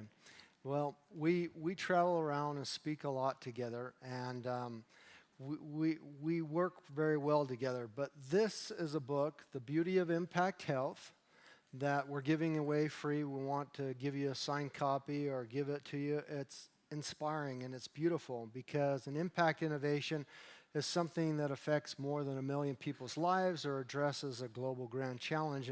And as Timo mentioned in his talk, there's a bunch of them in this book. But what I'm more excited about is the book that's coming out around September, I hope. It's going to be The Beauty of Impact Food. It's based on food innovations. And so it's very fitting to what we're talking about today. And some of the innovations Timo mentioned, a safety net, and that will be in the book as well. But it's printed on rock paper. It's printed in a sustainable printing facility. It's printed with organic inks. Rock paper feels like silk. It's waterproof. It's recyclable. It's upcyclable. And it's a really cool thing. Does anybody have a question for Timo? Because I do. Out of all the innovations that we see, and last year we did 32 events and traveled around all over and heard a lot of impromptu pitches. What has impressed you the most last year to this year? The ideas are also different. So they are all, the beauty of these ideas is, I mean, many people ask like, oh, how do you actually select? What are your KPIs? And these are, to me, old-fashioned financial market-driven questions, right? When you look into the financial markets of today, there's a mind shift. Even the Blackstone CEO sent a letter to all the CEOs of the DAX companies saying financial performance is important, but it's likewise important to look into societal impact, because without actually looking into that as a KPI, as the key KPI of your operations, you will not have the freedom to operate in the future. So, and then you will not have the appreciation of society of what you're doing. And so it's getting more and more important to look into the power of the ideas instead of looking only into the power of the commercialization of it. And or to give you another example, I mean, we as a foundation, we give just 50 million euros a year, but we do that already for 120 years. That sums up to about 2.7 billion euros we're actually spending in impact projects. And there's a study of WHO saying that with 2.7 billion, you can feed the population of Africa 2 weeks. So you see, money is not really the important driving force. Yeah. Money is important to put it at the right spots, but for that purpose, you need to find the people. Or in other words, as a foundation, without a project in which we can invest, we are only a bank account and could not achieve anything. I agree. So the most inspiring thing to me are the stories behind these innovators. They are all very personal stories. Either they have a challenging situation in their families, or they live in these communities in the remote areas and see all these like unsolved like challenges and come up with new solutions. And that is the most. Or how do you see it? No, I see it exactly the same way. And I mean, we go to a bunch of these different events, and we're dealing a lot with Western world countries. We don't go. I mean, we do go to third world, but mainly we're focused in Western world. But of a lot of our innovations, and especially in this book, came from third world places. Is there a big difference or a trend that you would like to see, or some thoughts that you could express, the difference between these Western world innovations that we're seeing, the pitches that we hear, and the ones that are actually in country by the farmers or the people that are living the day-to-day things that you might want to express to us? Without stereotyping, I sense this broad openness for innovation in people in developing countries. They are really eager to innovate and to apply textual solutions, and they don't have these strings attached to these old things and old habits and old infrastructures we do. I mean, they don't have any landlines, right? They actually hopped straight away into like mobile phones, and nowadays you have in Uganda, like, you know, just more mobile phones per person as you see it in Europe. So, I mean, this openness for innovation is incredibly like inspiring, and on the other hand, when you take the quote serious, if you want to be a billionaire, you have to solve a billion people's problems. I mean, what does that mean? There are no billion people in Europe, nor are there billion people in the US, right? If you really want to actually make this like enliven, you have to go to India, to Africa, to Latin America, to Southeast Asia, to find these billions of people who have these mega challenges. Exactly, and I think that I touched upon it as well yesterday in my talk and today a little bit. There's a number of things. We're getting caught up in misunderstanding population and numbers and monies that are available out there, whether it's millions, billions, or trillions. We don't have a true connection of what those numbers sometimes mean. That's a sad thing. In the end, I mean, one or the other way, everything is connected, right? And when you look into the first world financial markets, where like the power of wealth is actually going out there and looking for new investment opportunities, a lot of issues we see in the developing countries are straight connected to the way how we do financing businesses. I mean, just look into the old-fashioned way of financing pharma businesses. The finance sector looks predominantly into margins as a KPI. Yeah. That means, as a consequence, you cannot sell drugs at a lower price in developed countries, because that is actually going to ruin your margin and upset the finance investors. So, and that kills people in the end. Yeah. So, right, as long as there's not a mind shift in performance measuring in the financial markets, there will be no opportunity to actually make access to medicine for the billions in need in the developing world, which is insane. There's, I don't want to get too rude, but there's a thing that I call a rule, and you might have heard about it. It's called the bullshit rule. And we have a lot of these rules and these laws and things in our world, but I call them rules a lot of the time because they're KPIs or whatever else. But someone who's living in the third world, or as a farmer, or as a girl or a woman who's not being empowered but harvesting our food every day, they don't care about the rules. They don't live the rules. There's some different things that we need to put in perspective. And I like the fact that my goal is to reach billions of people and empower them to live an adaptive lifestyle of health and sustainability. And billions is a big number, but if you know how big our world is and how we're connected to it, that can be put into great perspective. Definitely. The ability of the world is much bigger than we think. By having the technology available we have today, we can do things that have not been done before. So, I mean, the future is prosperous. We just only have to go for it, right? Great. Thanks, Timo. Thank you.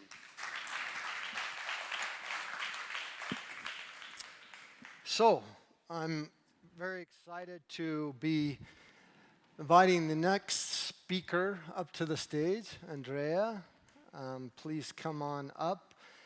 An architect and living in Milan, but speaks German and English and probably Italian and many other things.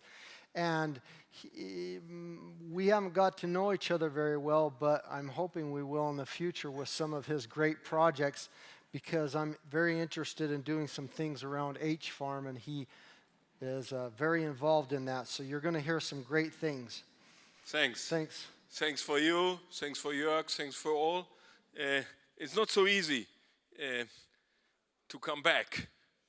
Let me say, maybe to come back to earth, because I'm a gardener. I'm a trained gardener, landscape architect, and then an architect coming here in Italy. And when we start to understand a little bit more about what does it mean, productive urban landscape, then obviously we need to ask ourselves, we understand it? Where does our food come from? So the question is, we have a wonderful touch point, and Milan is some of this new kind of touch point, where we can understand a little bit more about relationship between food production and territory. Because at the end of the day, by all the innovation, we had a earth to take care of. So we have a soil to take care of. So we can work with innovation, and we need to do it, and we do it. But in any case, remember that living nature and productive landscape are so well connected, not only today, but also in the past. And landscape is a model shaped that evolves by living. So what we try to do is to make something living: soil, plants, people. And obviously, by the way, not only here in Italy, not only in Europe, but all over the world, we forgot the countryside. It's far away. It's so another part. We are in a city, so we eat, and everything is fine.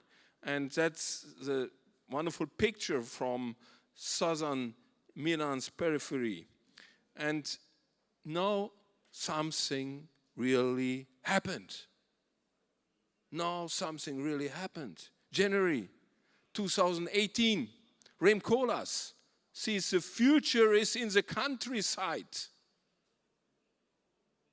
After 40 years, like a prophet, the future is in the city. Now somebody comes back in The Economist in January this year. The future is in the countryside. So that is something really, really big for our understanding. And not only for our understanding, because after Expo 2015 here in Italy, in Milan, there was a big international conference in Turin nearby, tasting the landscape. So food and landscape, production, territory, rural landscape are so nearby. Are so nearby because today's contrast we find out between metropolis on the one side and inland on the second side will be also fixed on the next Venice Biennale in architecture. The Italian pavilion, our friend Mario Cucinella together with a small help from my office, try to understand what's going on in the inland areas, what's going on, not only in the city. So, for my understanding, we need always both. We need inland consideration, we need cities, we need agglomeration, but what we need in the meantime is relationship. And relationship between social need and human need. Social need or emergency solution, urban agriculture. Everybody now starts to talk about urban agriculture. And it's not only fashion, urban agriculture. It's something more. It's the way we linked ourselves to nature, to production.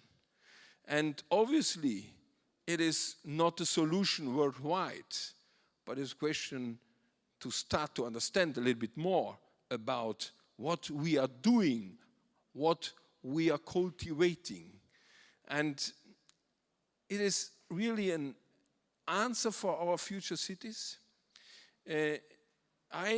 For my feeling, I think that urban gardening mainly responds to our deep desire to be reconnected to nature, to take care of something, to cultivate something, no? To be nearby. So mainly in the city where we all are so far away from really production. And that it is not recently our symbiotic relationship between township and rural landscape. It is necessary. City and agriculture have a strong relation mainly in the history of European cities. And today is European Day, so it's important to cultivate and to understand the strong relationship between city and agriculture, between inside and outside. And by the way, coming back to Milan, as an agriculture metropolis, you see, that is our old Milan impression. No? Very small town, very high density, garden ring in the surrounding, water channel in the surrounding, and then landscape. And this deep relationship with urban agriculture as an emergency solution, you see it after the Second World War on the Dome Square. So to cultivate not only on the top of the houses, but on our main square. So that is something that maybe, especially here in Milan, people recognized. And people deal with this kind of urban density to find out nearby the Bosco Verticale, like an icon of biodiversity, of new way to produce nature by house building. Dealing with urban density means to give people the chance to stay in the landscape, in an urban landscape. So, at the end of the day, the relation will be mainly on the urban border, will be on the border where we come from inside to outside, and where we see here that something completely changed. In the past, the open space is in evolution. In the past, we add. Now, you see, in tomorrow, we need to work in between. We need to give more significance in the rest of adding human settlements. So it's not anymore infrastructure, settlements, landscape, but now we start landscape, settlements, infrastructure. So we change completely our understanding, and we change completely our needs for territorial vision. And I think that's the right time here to understand something about cooperation, about regional development strategies, about cross-border structure, because at the end of the day, people want to understand complex systems. They want to live in urban landscape systems. And since Munich 2030 have a new concept, not only for agriculture, but for urban consideration of new spaces to cultivate it in the city. The same in London, 65. You see, so we prepare our big urban conglomeration for agri-city. So a certain kind of, you see here our picture from 2 years ago, the big opportunity of Milan Metropoli Rurale. That was not only a joke for Expo 2015.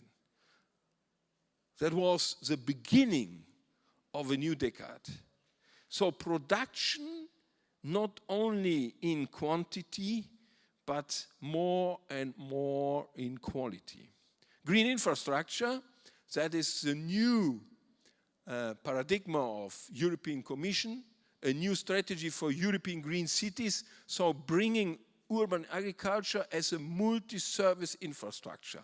Not only production, but ecosystem provider. So we need always both. By doing one thing, we bringing forward another thing. And mainly in Milan, in Italy, there's so high density cities, we need urban agriculture because we need it for neighborhood, we need it for our urban understanding, and we need it for our territorial relationship. When we go outside to the Navigli, Pavia, Vigevano, then we feel that we are so nearby but so far away on another side. And urban agriculture as a place making works very well. Try to do it. Orti urbani. Try to do it in the center.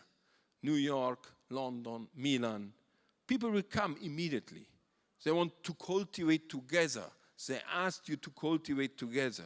Because it's a place making. It's something more than cultivation of fruits on shrubs and other things, but is to cultivate social relation.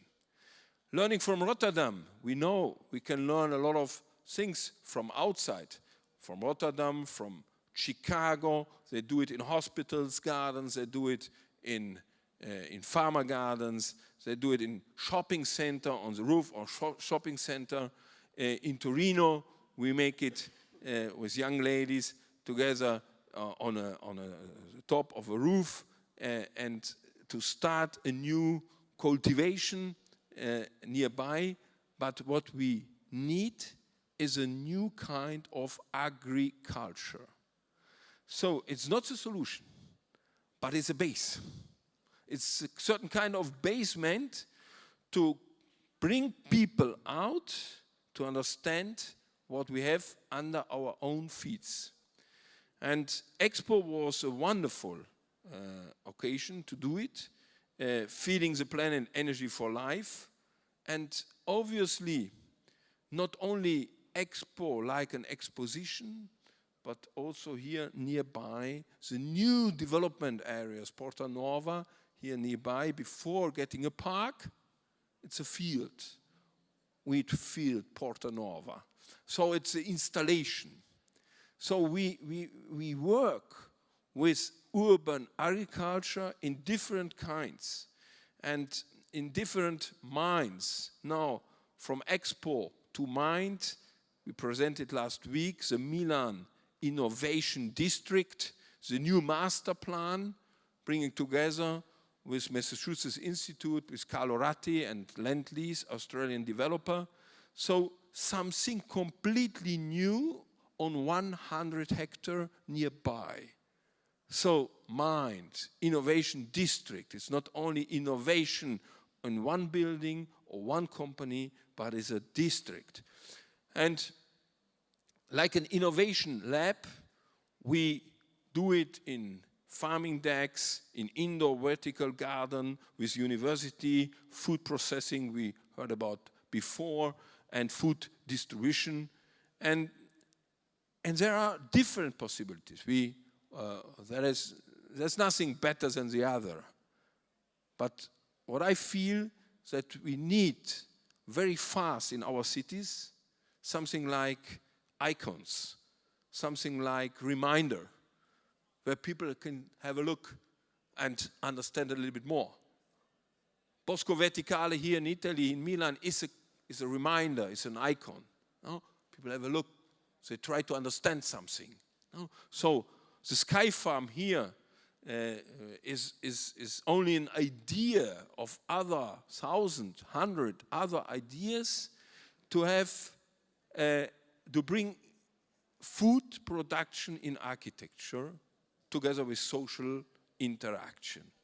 And that is what I feel that the right time for adaptive technology, bringing technology into the city, bringing technology into food production, but not only for bringing it there, but to create a new kind of urban landscape. A new kind of urban landscape, so it's not only architecture, it's agri-texture.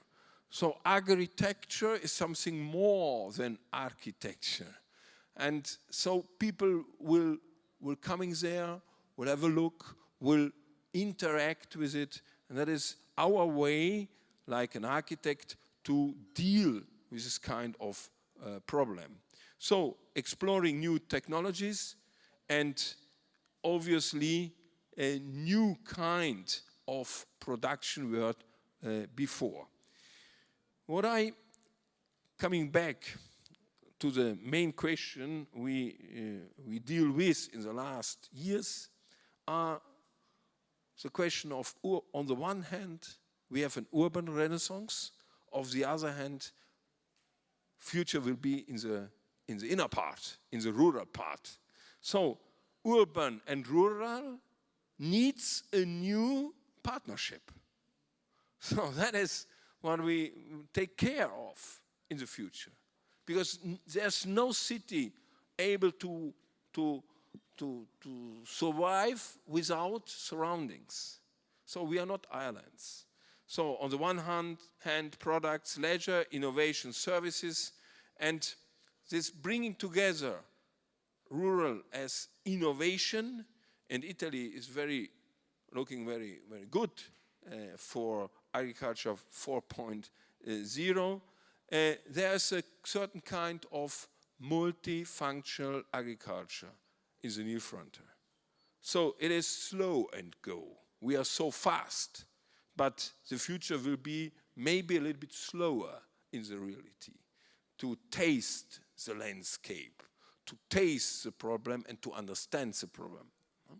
So yesterday I come back from FReSH Farm and something really interesting happens there. So it's not only FReSH Farm in Venice, but there's a question about how big properties come back to their own consideration. There's not only production, but they all want to do something more.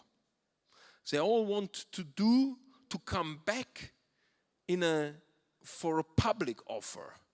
How we can do it?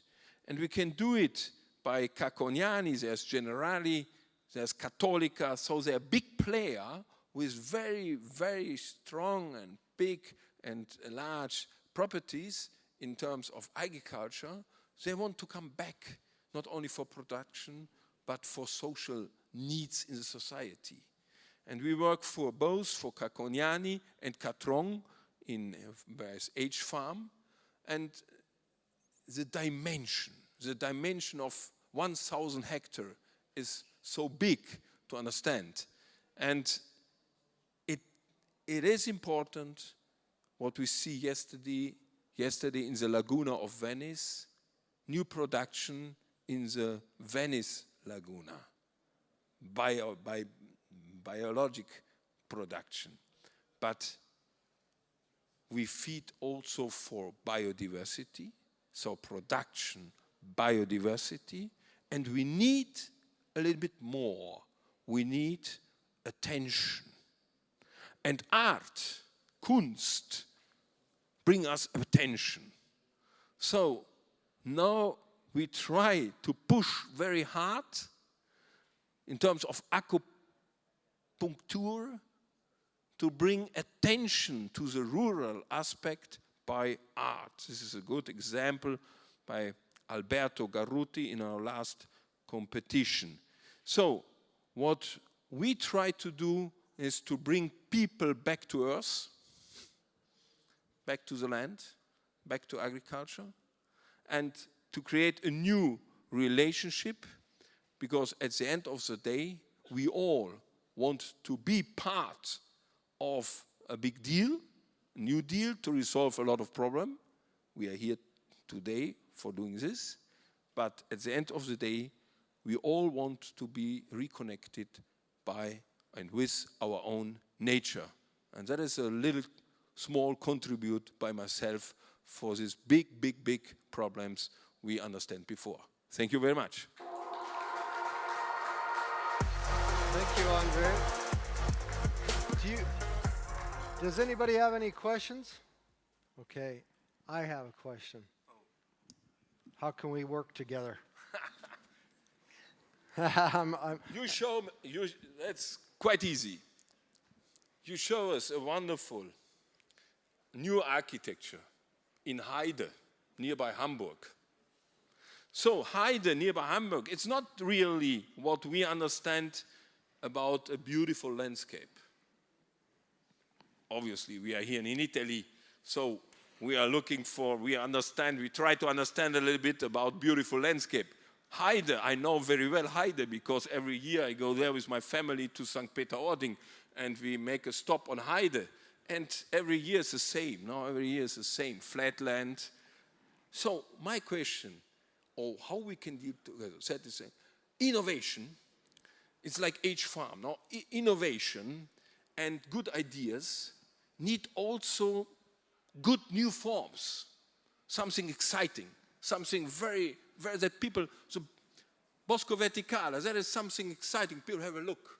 Yep. So please keep attention for your design, because design will be so important. Your new farms are not Aldi market. Exactly. Are not little market. They are something special. So what we bring in the inner part, we try to bring out also in the outer part. So people will stop and say, what's that? And young childs will ask us, "Oi, we need to stop there. There's something special." So I think in terms of making livable our landscape. And maybe when we start in Heide, then we have a really good example for the rest of the world. Great. I totally agree. Thanks. I look forward to that, and we'll share it with you as well. Okay, thank you very much. So, Stefan Maneri, I met at H-Farm for the first time. We spoke before and connected on social media. And I love the guy, and I wished him happy birthday, and I told him that before we even met in person. And he was like, "Is Mark gay?" No, I just love you. I think what you have to offer the world makes people happier, and I'd like to turn the time over to you. Thanks, Mark. Thanks for German-Italian Chambers, Mark and Lavinia, for giving me the opportunity to be here. My name is Stefano Maneri, and today I will speak about sustainability in wine. Basically, why we have to speak about sustainability in wine business, how technology is changing the wine earth. So let me start from the very global trend and the food question. Basically, The main question is how will food system feed 8.5 billion people in 2013? So, and World Economic Forum identify 4 scenarios based on 2 criteria. The 2 criteria are demand shift from resource-intensive consumption to resource-efficient consumption. And the other is the market connectivity from low to high connectivity in order to identify core aspirations that are for the new future of the food is basically sustainable, efficient, inclusive, nutritious, and healthy. So this is a connection I want to make today on the specific topic that I want to talk about. Other trends are related to the increase of demand of products that can have high nutritional and health content, and also the growing consumer interest on the food safety and quality, and lastly, the increase of information and request information from the consumer regarding the food risk and traceability of the products. Let me shift now to a part of the food business that is the wine business. Wine business, we have consumers, as I said before, that are more and more interested in healthy food and social and environmental impact. However, do you think that the consumer take care about the credential of the wine they purchase? Do they make attention and give importance on the pesticide they use, the wine growing practices, water and carbon dioxide footprint? And do they know how the seasonal worker have been treated, in which way they have been respected, in which way the workers are protected from the health and safety issues, and more? Are you willing to buy a bottle of wine which glass weighs more than the contents, and on which chemical are sprayed, often without, let's say, factual and effective planning of this pesticide, obtained from vineyards that irrigate more than 100 liters of water for 1 glass of wine? It's basically 120 to get a glass of wine. Or with the consumption of water in the cellar of 2.5 liters per produce 1 liter of wine, and transported by one continent to another. So why sustainability? Because we had to answer to these kind of things, at least to reduce, to be efficient, to be sustainable. Some organizations have already put in place activities, let's say, and requirements in order to respond to this kind of trend, this kind of demand from the consumers. And this is, I would like to speak about the Scandinavian wine monopolies that several years ago are started to promote, let's say, in their international bid, requirements that try to minimize and to, let's say, be more ethical the product they want to purchase. For example, they introduce requirement for low alcohol wines that today is quite trendy in terms of market. Lighter bottle or recyclable containers like bag-in-box, organic, biodynamic, sustainable, fair trade certification is all, let's say, give more, let's say, points in the criteria of assessment. Social code of conduct requirement like BCSI from Europe, and also traceability, identification, and audits on this. So these are just samples of how the the business is going, how is more requirement has been required, not just from the consumer, also but by the market. And one other question I want to pose is, what is inside of a glass of wine? Usually, we used to drink a glass of wine, but we are not clear the vision, I think, also myself, how many substances are allowable to have in a glass of wine. This is just an example. I don't want to speak about different kind of, let's say, practical agronomics, agronomic practices. But it's obviously that from conventional to organic and biodynamic agriculture, the lesser quantity of substances decrease significantly. And this is just show you how many types of additives, common corrective additives, we may use to produce wine. It depends on the winemakers, it depends on the market needs, it depends on a strategy of the company to get different flour, to have different aging. So you can see there is a plenty of additive substances that we can, let's say, choose and mitigate if you want to have also a more healthy product. The last point I want to outline is the hidden side of social aspect in the wine market. As I said before, during let's say a high peak and seasonal harvesting, there is a massive workflow of people, especially seasonal workers and migrants, have been employed by the farms, usually not having totally, let's say, respect or at least not apply procedure and respect the rights and protect the people for the health and safety issues. This is the hidden part of the business that still is like this. In fact, in Italy, the caporalato has been forbidden only in 2011. You can imagine. And you can see that 430,000 workers is estimated as a caporalato today. So it's the hidden part that I want to point it out in the sustainability approach, one of the important legs of the sustainability.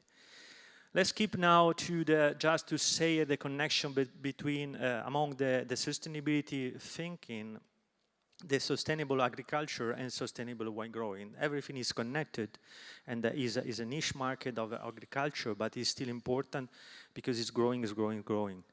And these are the sustainable practices that we can, largely see in the world, and has been already adopted in different countries, that give positive outcomes. Obviously, we need to identify key performance indicators, monitoring and improving.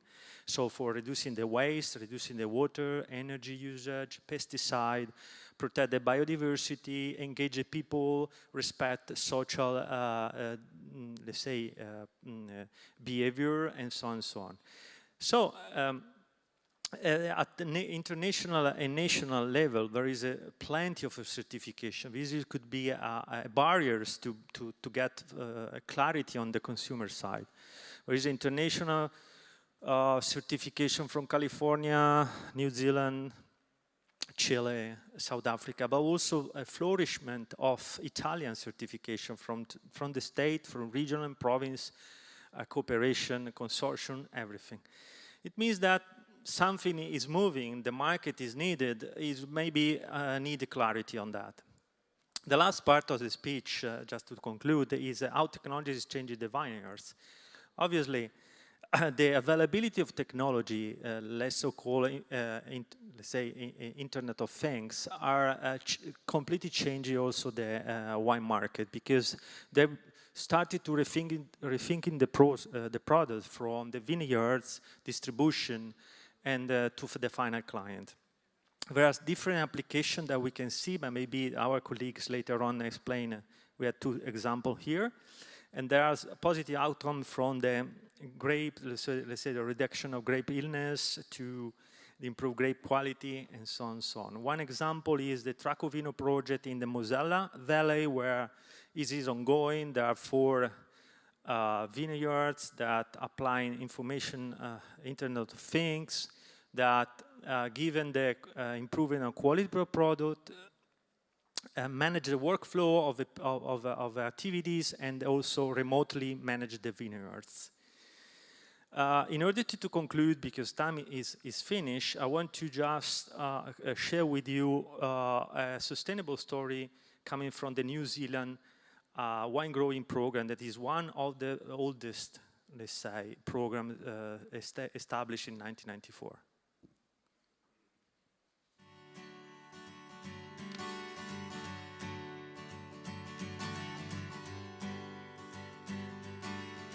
For me, the foundation principle for how I farm is that I have a belief that the earth is a living entity. And if you have a belief that the earth is alive, then that forms the basis of a lot of your decision making. Real sustainability is about long term, and it's about long-term generational businesses.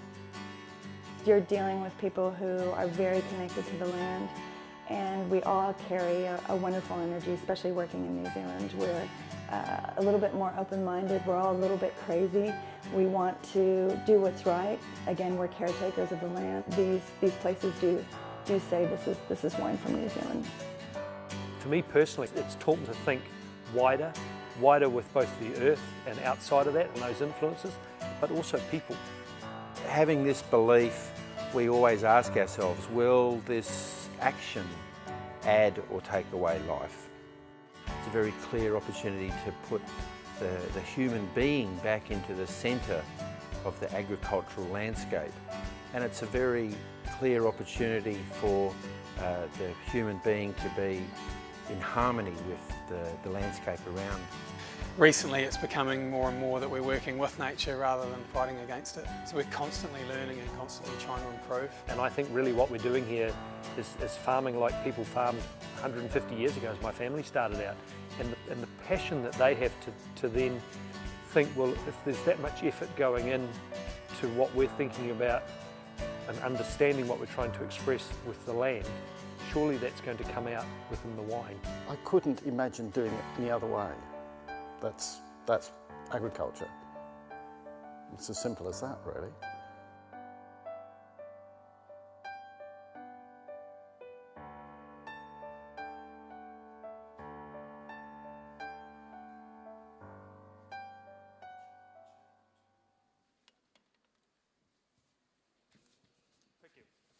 Thank you. Thank you, Stefan. We're running out of time for questions, so I'd like to invite Sarah up to the stage now. So on we-based decisions for crop management and support decisions for crop management, turn the time over to you. Okay, thanks. Thank you. Actually, it would be web-based, not we-based. Okay. But, all right.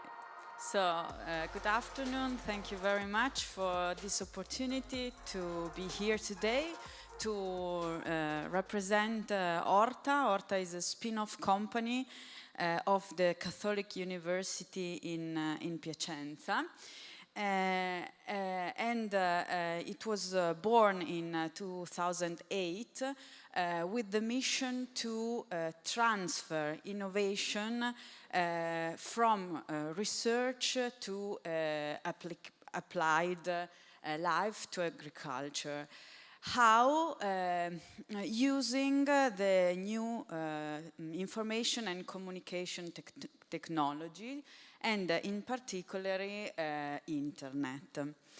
And this was because it was the time when we have, or agriculture had to change from conventional to sustainable agriculture. And to perform this changing, the farmer, of course, need more support. So trying to give this support to the farmers through research, through innovation, and bringing all these results that mainly in Italy stay in the academic world to the practical world. So we designed this decision support system that are web-based Therefore, they are available everywhere, every time, of course, with an internet connection.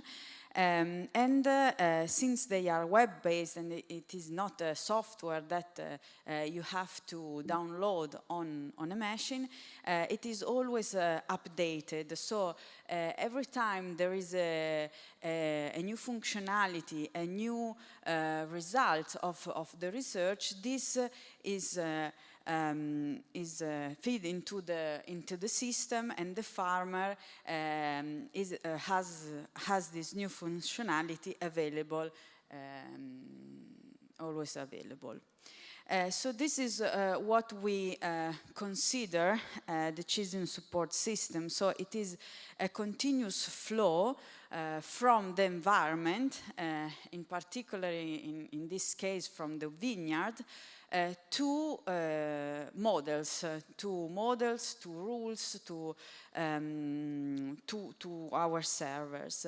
And the environment is monitored by sensors that could be weather station, that could be sensor on the plant, sensor of the soil, but also it is monitored by the people, by the farmer that performs observation in the field and can collect data through handheld devices. All these site-specific data are automatically sent to our system, and thanks to mathematical models and rules, these data are analyzed and provide support, provide information to the crop manager. So the crop manager can perform more informed decision on how to do in the vineyard, on what it is really necessary to do in the vineyard. And when he performs a certain activity in the vineyards, he can interact with the system, and he has to interact with the system, telling to the system what he did in the vineyard, so that the system knows that the environment changed and new data are coming from the vineyard. So, as I told you before, the vineyards and the crops in general are monitored with the weather station, and Horta maintains very big weather station networks. Actually, it's the biggest private weather station network in Italy. We have connected around 900 stations all around Italy, of which 200 are directly owned by Horta. All the others are from our users that connect the weather station to our system. And we also have different weather stations around Europe and around the world, and we are trying to go internationally. And very important what we do with this data. We do not just collect this data, but we control all this data, because weather inputs data are very, very important. So they have to be controlled, they have to be validated, because they are the base of our models for decision support. The system is site-specific, so he has to know where he's working. So all the information about the vineyard, about the farm, where it is, what kind of variety, trellis system, all the specific characteristic of the vineyard has to be inputted at the beginning of the season, so that the system can work in a very site-specific way. And the system provides different functionalities for the management of the vineyard. For example, you can see the data registered by the weather station, And we have the data collected from the weather station, but also we have forecasting weather data. And this is very important because if you have input data that are forecasting data, you can also have results of the model in forecasting, so you can use them to understand how to manage your vineyard in a preventative way. There are different functionality. The main functionalities are the models for disease control. So models, mathematical models that have behind all the information about the biological life cycle of the pathogen. So the big complexity between the pathogen and the plant, but given in a very, very easy way to understand.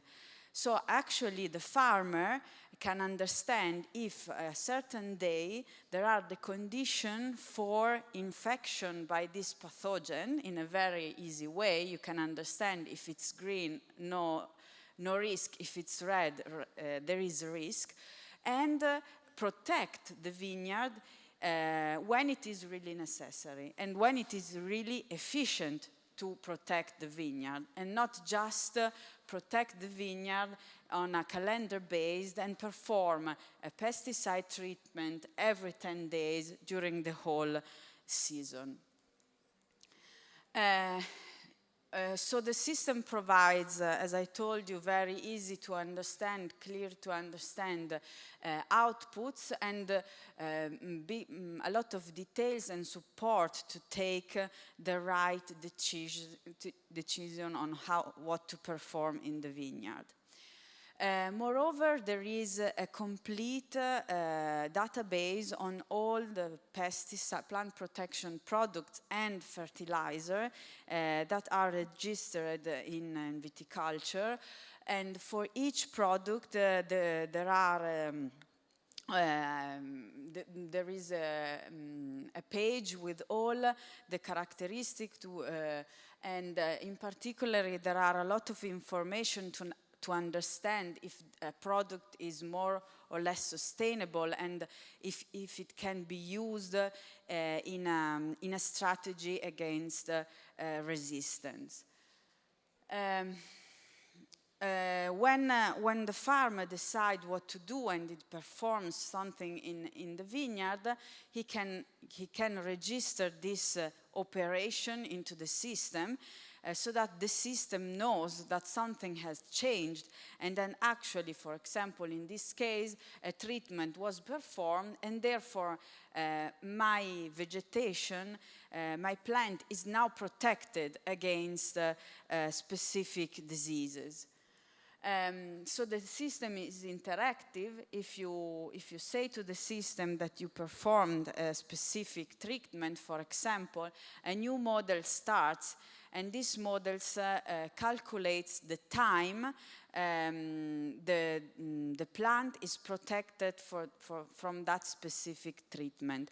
And this enables the farmer to understand if and when he has to go back to the vineyard, or if the plant is still protected, so he can reduce the time he treats and he uses pesticides. So we have a lot of users around Italy, and we ask feedbacks to them to understand really what the system can do, can help them, how the system can help them. And they all tell us that the system provides a better knowledge and a better awareness of what is happening in the field. Of course, it is needed that the farmer is in the field and the farmer knows the fields and has a big experience, but the system can provide more information and help the farmer to take informed decision. The models helps in better positioning the treatments with pesticides. And these are statistics over 3 years of cultivation with the use of the system. So in organic cultivation, the farmer can reduce by 37% the use of copper, and in integrated cultivation, they can reach 40% less plant protection product use, so less pesticides. This, of course, as you can imagine, means a reduction of the costs of the management of the vineyard, but it means also a lower impact on the environment. And the system has also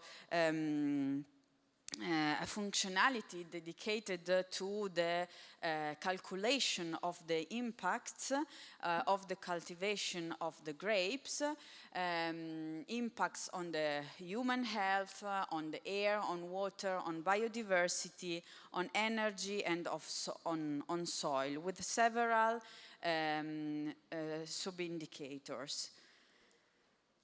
So this is the situation of the users we have in Italy we had last year. So we have around 400 users, so 400 farmers using the system in their vineyards.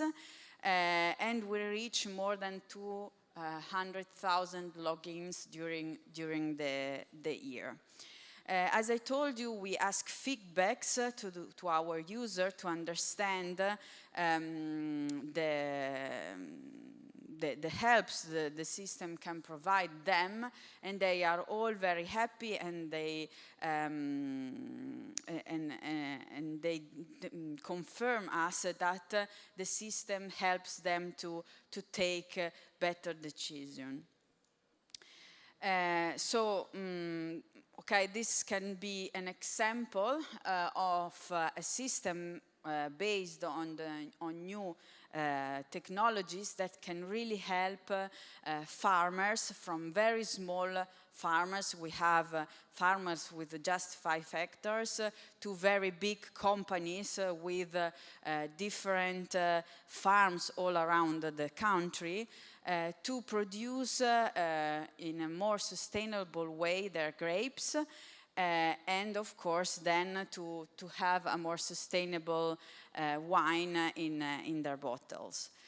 We have systems also for other crops, not only for vineyards. We have systems for wheat, for barley, for tomato, and these are even more impacting because, of course, the surfaces of these crops are bigger. So this is well our way to help farmers to perform a more sustainable agriculture. And thank you for your attention.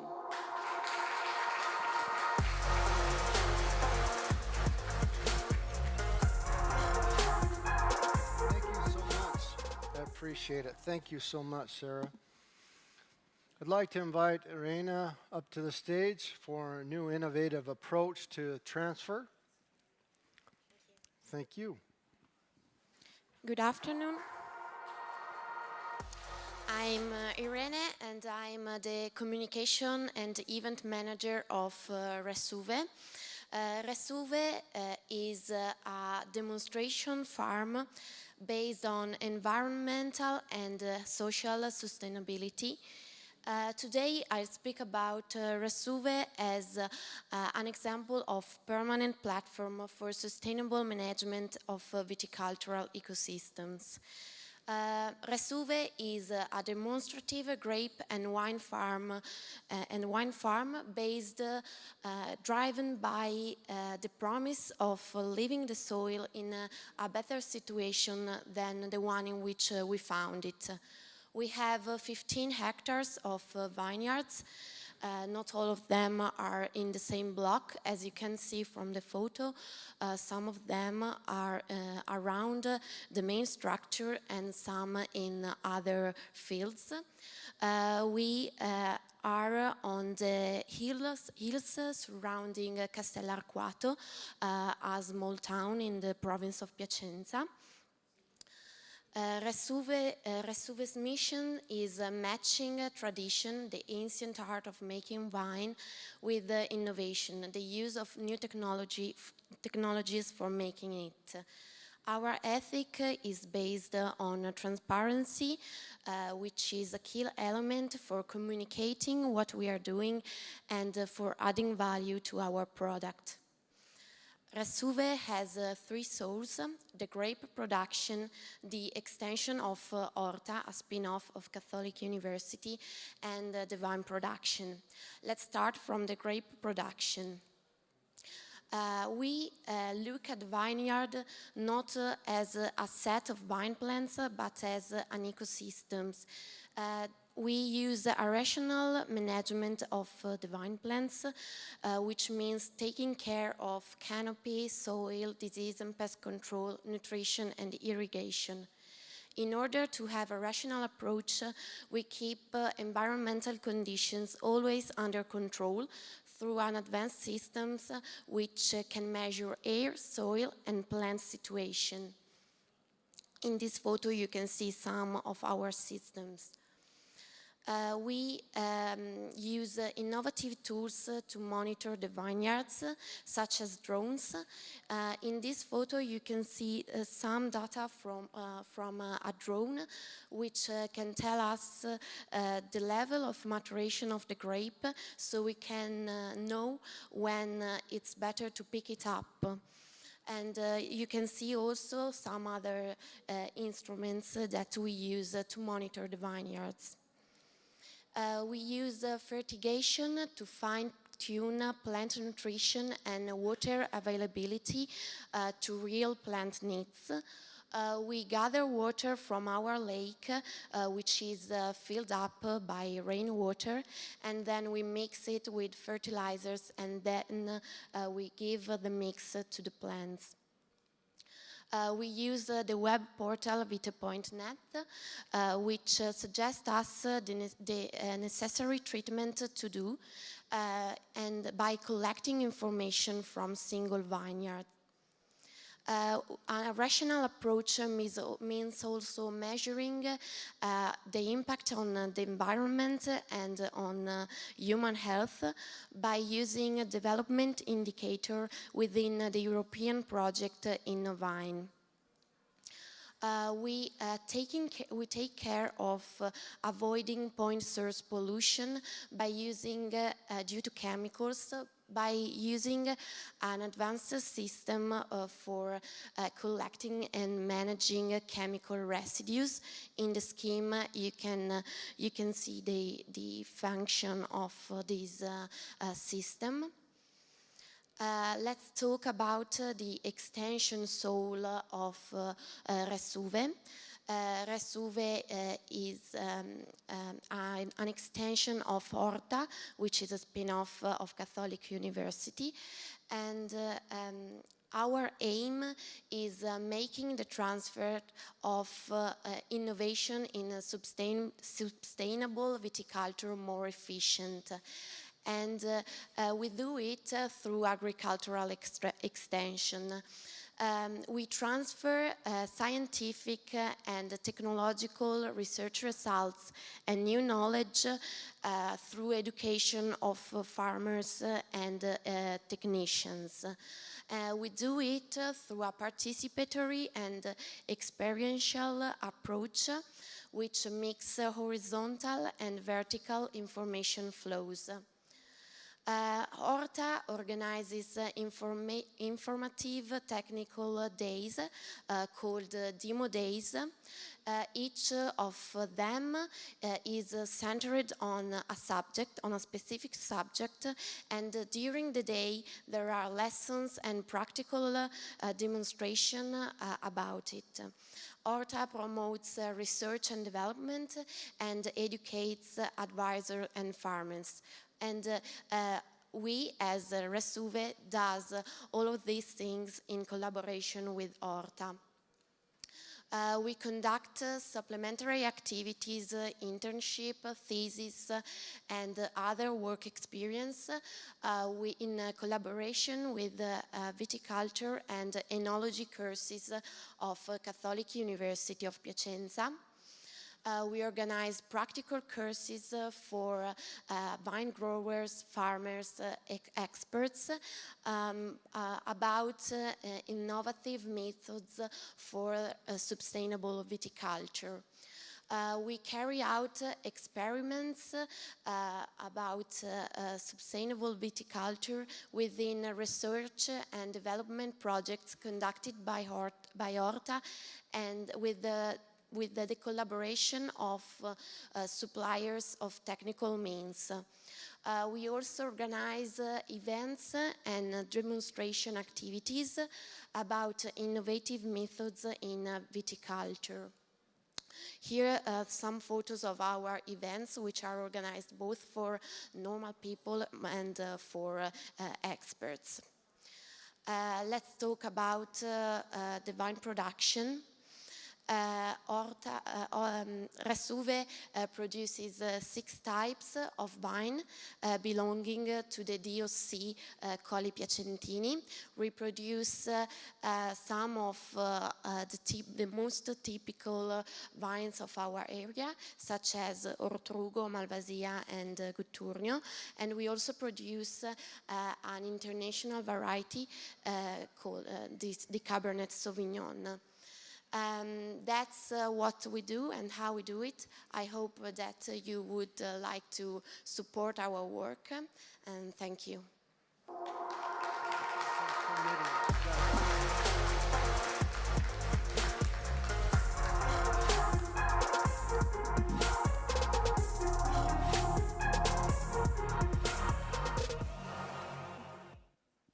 So we're going to need 2 microphones now because we have Thomas and Andrea who are going to come to the stage and talk about startup focuses, basically around Berlin, if I understand correct, and tell us about some new food innovations coming out of the Berlin, Germany area. Please welcome, come on stage.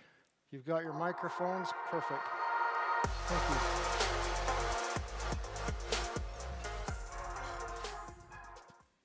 Yeah, thank you very much. We want to bring you a few facts about Berlin startup scene first, and they are always added by Andrea's comments on the Italian scene and on the food scene. So, to give you a general picture, every 20 hours a new startup is founded in Berlin. We now have about 2,800, no one knows it so exactly, altogether.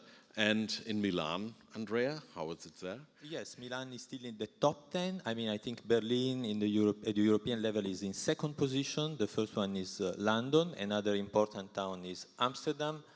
I found the number of 1,300 for Milan, but we must consider that the region, Lombardia, has around 2,000 startups. So, I mean, yeah, so to put in connection these 2 towns is for sure very interesting. That's right. So 1 out of 8 jobs already in Berlin is in the digital market, since many startups are somehow driven by a digital marketing model. We have an ecosphere of nearly 190,000 students in 11 public and 32 private universities in Berlin. We have over 70 research institutes based in the region, so in Berlin or just around Berlin. And this is really one of the biggest hubs of science you can find. So Berlin has also the biggest density of funding programs, incubators, accelerators in Germany.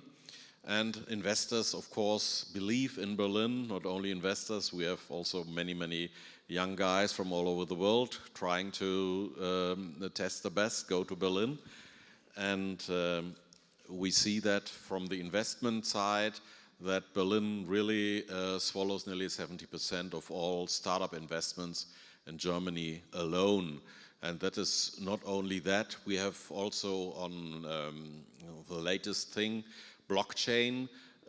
We have 64 startups already based on blockchain in Berlin, and that is all of the rest, at least more than the rest of Germany has blockchain startups. So we are really like Paris for France. We are so really big collectors just out of the ecosphere. Yeah, I would like to comment on that because in fact Berlin is not the richest town in Germany. I mean, Munich, for example, is much richer. I would say in Germany, maybe Munich is in second position. Cologne is now playing also a role. So what Thomas described is really true. There is a lot of going on. There are events all the time, and that's why the title of our presentation is Inspiring, Dynamic, and International. So the fact of being international, it's of course an added value, and we don't want to give the message that everybody has to move there, of course, but that it's good to have contacts with Berlin in this moment. We think it's interesting also for the Italian startups being in contact with Berlin, and that's why we are here. That's why we are here. You're right. Here you see the culmination of accelerators as well. And how is the nature of startups in Berlin? So also from the founding, also from the state side, there is a big emphasis on technology startups. But there's also existing in Berlin a 40 million fund for the creative industry. So fashion, film, arts, literature, design is also very much subsidized. I'm also, as a startup consultant, we didn't introduce ourselves, so I'm a startup consultant, and Andrea is an entrepreneur, of course, of Smart Green Enterprises. I'm also part of a program called Coaching Bonus, where I bring 2 days for free for consulting of a startup with me, and that is very much needed for, of course, to bring a little professionalization into the startup scene and to, have the flop rate go down from 90, what is the normal thing after 3 years. We have also a selection of startup competitions on the national level. You can read them all. So here in Berlin, we have, over in Berlin, we have a business plan competition, Berlin-Brandenburg, which of course is the biggest one in Germany. And also other nice competitions. The least known is the Dean Connect competition that will start next month again. And last year there were only 31 contributors, and 15 of them received 35,000 on the startups table, and a worth of about 40,000 for the whole process of building a Dean standard, what is called Dean spec. So that is a small standard, as you want to say, but you get a number, and then you can thrive on that. And so I'm promoting all the time for our techies in Berlin that there is a possibility to get quick and money, and also the PR effect of the brand of Dean. Let me say you something just to give you an idea. For what I know, Thomas is from 9 in the morning to maybe 9 in the evening to events, just to give you an idea of how much the town is dynamic. Yesterday I organized myself an event and we finished at 10:30 in the evening. So, I mean, yes, that's what we call an ecosystem. When there are all the factors that they help, of course, a good idea. That's right. So here are some names, some famous names of startups we found. I also found out the logos. And you see all kinds of, so the whole ImmoScout, SoundCloud, for the music guys, Vuga for the game guys, Bubble, Sofa Tutor for all the guys who want to learn a new language, Brands for Friends, I think Swallowed right now already, Delivery Hero, Creditech for the fintech guys. I forgot the N26. That's also a very famous and rapidly growing fintech company. Zalando, of course. I think they have also some sellings in Italy already. ResearchGate, one of the it's a company that came with the founders to Berlin to strive into this startup scene, especially to find new developers, and they are really market leader in scientific data finding. FReSH for the food. Yeah, okay. Of course, these are just some examples, and we didn't do an evaluation in terms of sustainability or impact. So, of course, I mean, it's an example of important companies, in Berlin, and so. Okay, this is a different slide because this is the kind of innovation I'm focusing, so smart and green. And here, yes, for example, the first two at the moment very, very successful. Termondo is a good position at the moment at the European level. For example, the first two regard the energy sector. The third one regards the electric mobility. Clever Shuttle is again electric taxis. Infarm just got some funds, and it's about vertical gardens, or so it's very connected with this event. Cooler just got a prize from Climate Kick. Green City Solution was one of our guests at the event yesterday. Sol Bottle can be interesting for this event. Imagine Cargo is an interesting startup for the ecological transportation. Ecoligo is a platform for financing solar projects in Africa. Surplus is fighting the waste of food in supermarkets. Dentabs is a very interesting product, I would say, for sure, sustainable. And we listen his... Sustainable tooth cleaning. Exactly.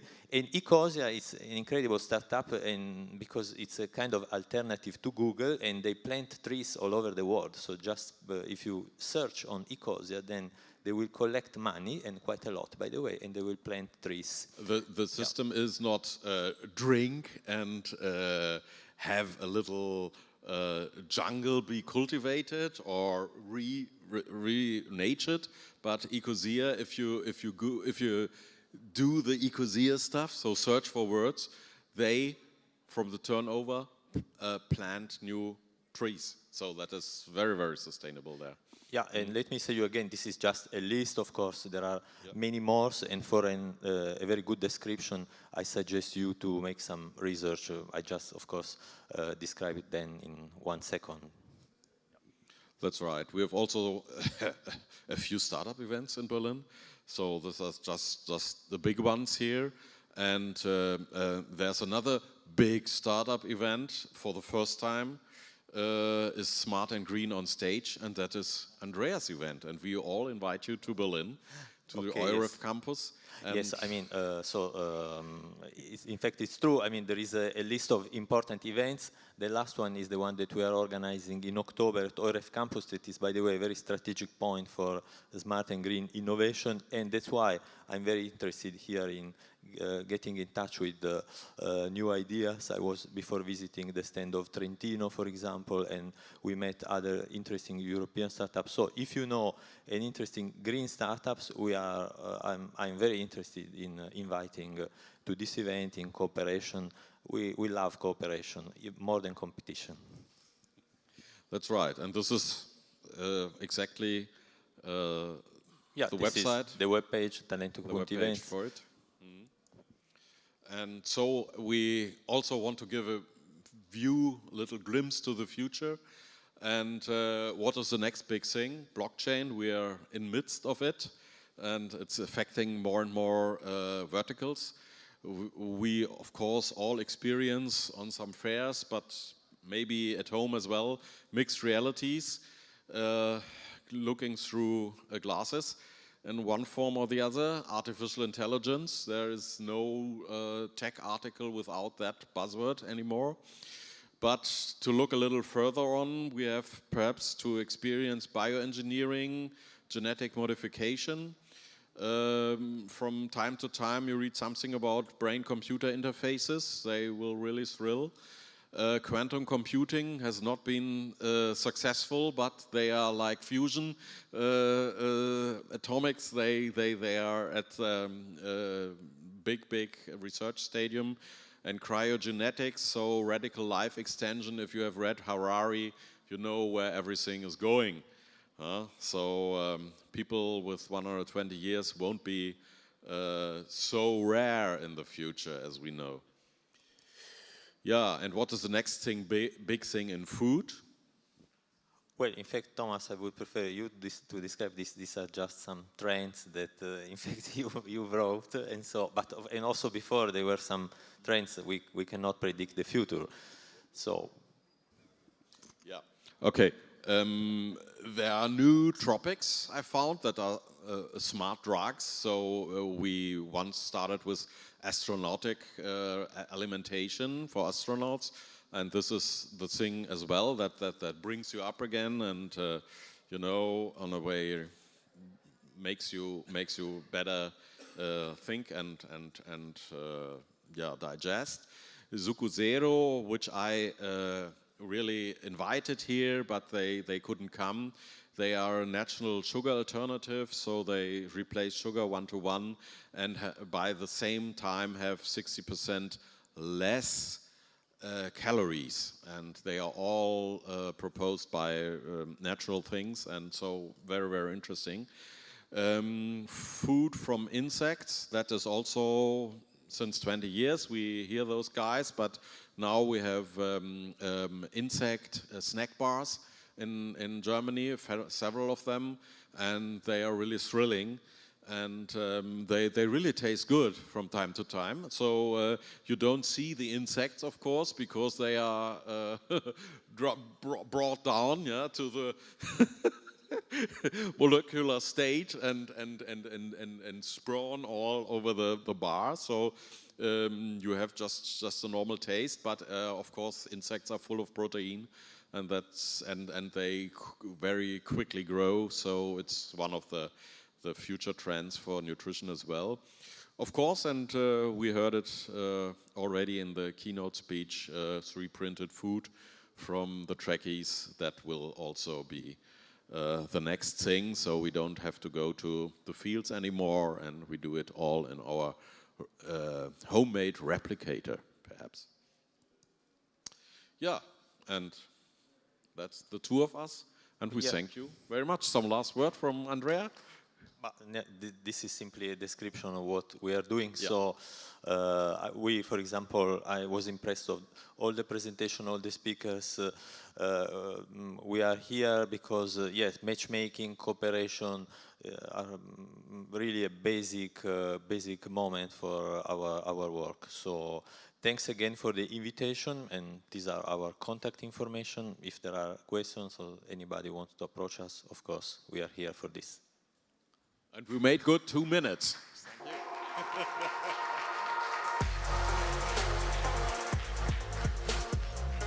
Thank you.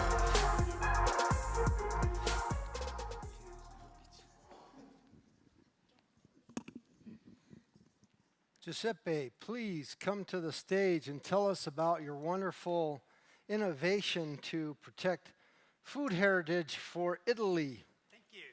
Thank you very much, my friend.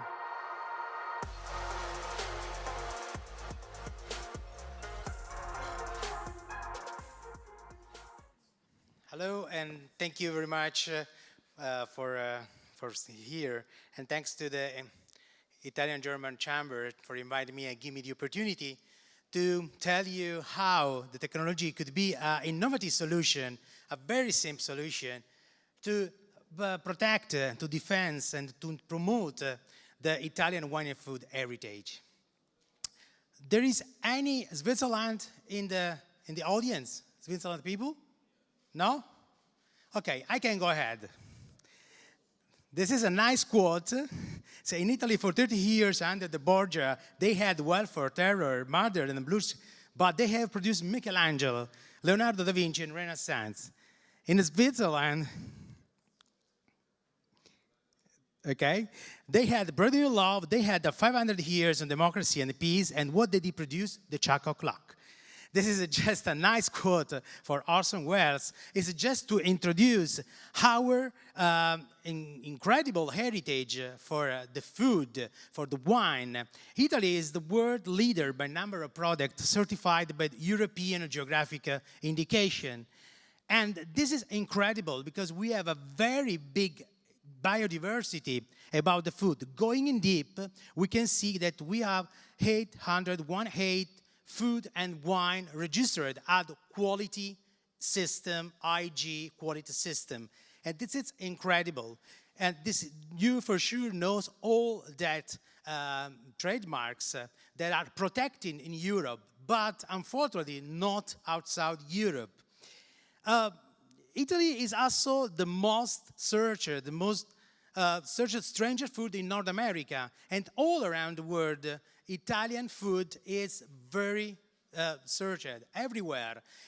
This survey is coming from the Agri-Food Monitor Nomisma, and you can see that in the United States, about the stranger food, Italy, the foreign food, Italy was the first, and Canada is the second, just because the one is United States that it's near, so it's considered a foreign food. So, according with the Food Travel Monitor, Italy is the first incoming destination for the world for food. That means that Italy is the Mecca for the greedy traveler. So that's amazing. We look about the positive attribute of Made in Italy is perceived abroad. And we have, for sure, aesthetic, craftsmanship, culture, relation quality, variety, overall quality of living. That means normally when someone think about Italy, they think about Italian way of life. And for sure, the Italian way of life reflects on all the business, especially the 3F, you know? The 3F are food, fashion, and furniture. But we want to talk about food. So we are the most searched product. The perception is very good. We have the enormous biodiversity. Probably you should think that Italy is the first export country in Europe for the food.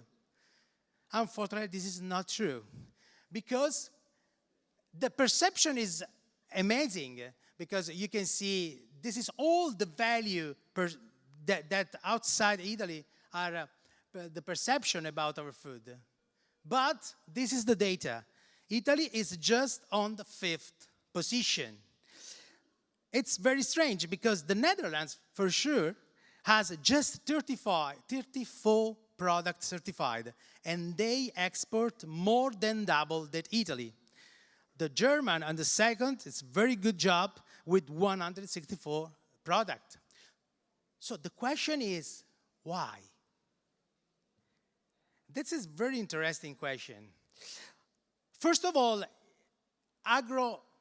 all the Italian company for wine and food, the majority of the company are small, are very small. They run usually a business family. So at the end, they are not structured to go outside. And when they decide to go outside, they go to the near market. And for sure, the far market are the growing market. Now, if you're looking in America, North America, and South America, and especially in the Asia, another very good point that we don't have a distribution platform. The biggest distribution platform are France, Germany, in the UK, and this is a problem for us. But also another point, the duties. The duties, it's a problem and become more and more difficult. You know, all the news that's coming from Europe. But today we want to focus on another big problem. It's a problem that in Italy we call Italian sounding. Do you know what is Italian sounding? The Italian sounding, it's the imitation of our product using a label, naming, symbol, color, image that are able to suggest to the people that is a product like made in Italy. This is an example of full product Italian sounding. And here I have a product for you. This is the best seller Parmesan in United States, and is in Italian sounding. So we want to make a subtle difference between the food comforting and Italian sounding, because the food comforting, of course, we're talking about agro-piracy. And I don't know what you need, what you think, but a very small phenomenon, and are provided by law everywhere in the world. So it's very limited. But Italian sounding, it's enormous, it's huge. It's everywhere in the world. The Italian sounding, it's the imitation of our feature, name, logo, using to mislead the consumer, so the consumer can associate the product to Italian product, but they are produced abroad. There is a big difference when a consumer tries to buy a fake fashion and fake food. Because for the fake fashion, you know, probably the consumer are aware they are buying something fake because the cost is cheaper, because they are buying outside the shop or on the internet sometimes. On the food, it's completely different because the people are not aware. They are deceived because we have too much product, and outside of Italy, the people don't know our large product. If we are looking at the purchasing process, you know that the brand is very important. The packaging is the price, all the other features, for example, today the bio, it's very important and natural. But the country of origin remain one of the pillars in the processing buying, the consumer. Because the country of origin, according to that survey, as you can see, what the consumer look before buying a product. Okay, the first I read the information about it on the label, but on the second place, I usually check if there is an Italian flag on the package. So we have more than 17% that look this. And the foreign manufacturer, they know very well that data. They know more well. They know more than Italian producer, maybe. On the third, I look at the color and image on the package. Here we go. So this is a very, it's a hard fighting for protect our excellence of the food. The made in Italy on the package, here you can see another example, the made in Italy of the package. It's very important because the country of origin is a psychological effect that is calling halo effect. It's very important. So the people when they see made in Italy, they buy the product because they believe that the product is Italian. This is the limitation scenario that we studied, where we are divided the fake made in Italy and Italian sounding. And here you can see the two differences, comparing just the fake product with some product that also the name it's Italian because it's all the old immigrants from Italy. This is the third generation maybe. And with the Italian name, it's very easy for them to create a fake Italian product.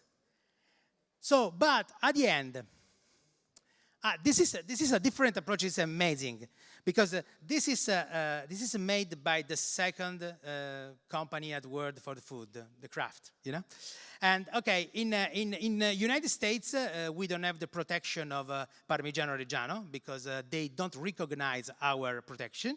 So, of course, they can sell here the Parmesan cheese. What about Europe? In Europe, they can do this. And they use this one, Pamesello Italiano. So it's very nice, a lot of fantasy. Well, but what are the outcome of Italian sounding phenomenon? First, more than $70 billion of the revenue. It's a very growing phenomenon, especially in North America. Consider that two products out of 3 Italian are fake. 70% of the products considered Italian are actually fake. And this is a very big limitation for our exportation.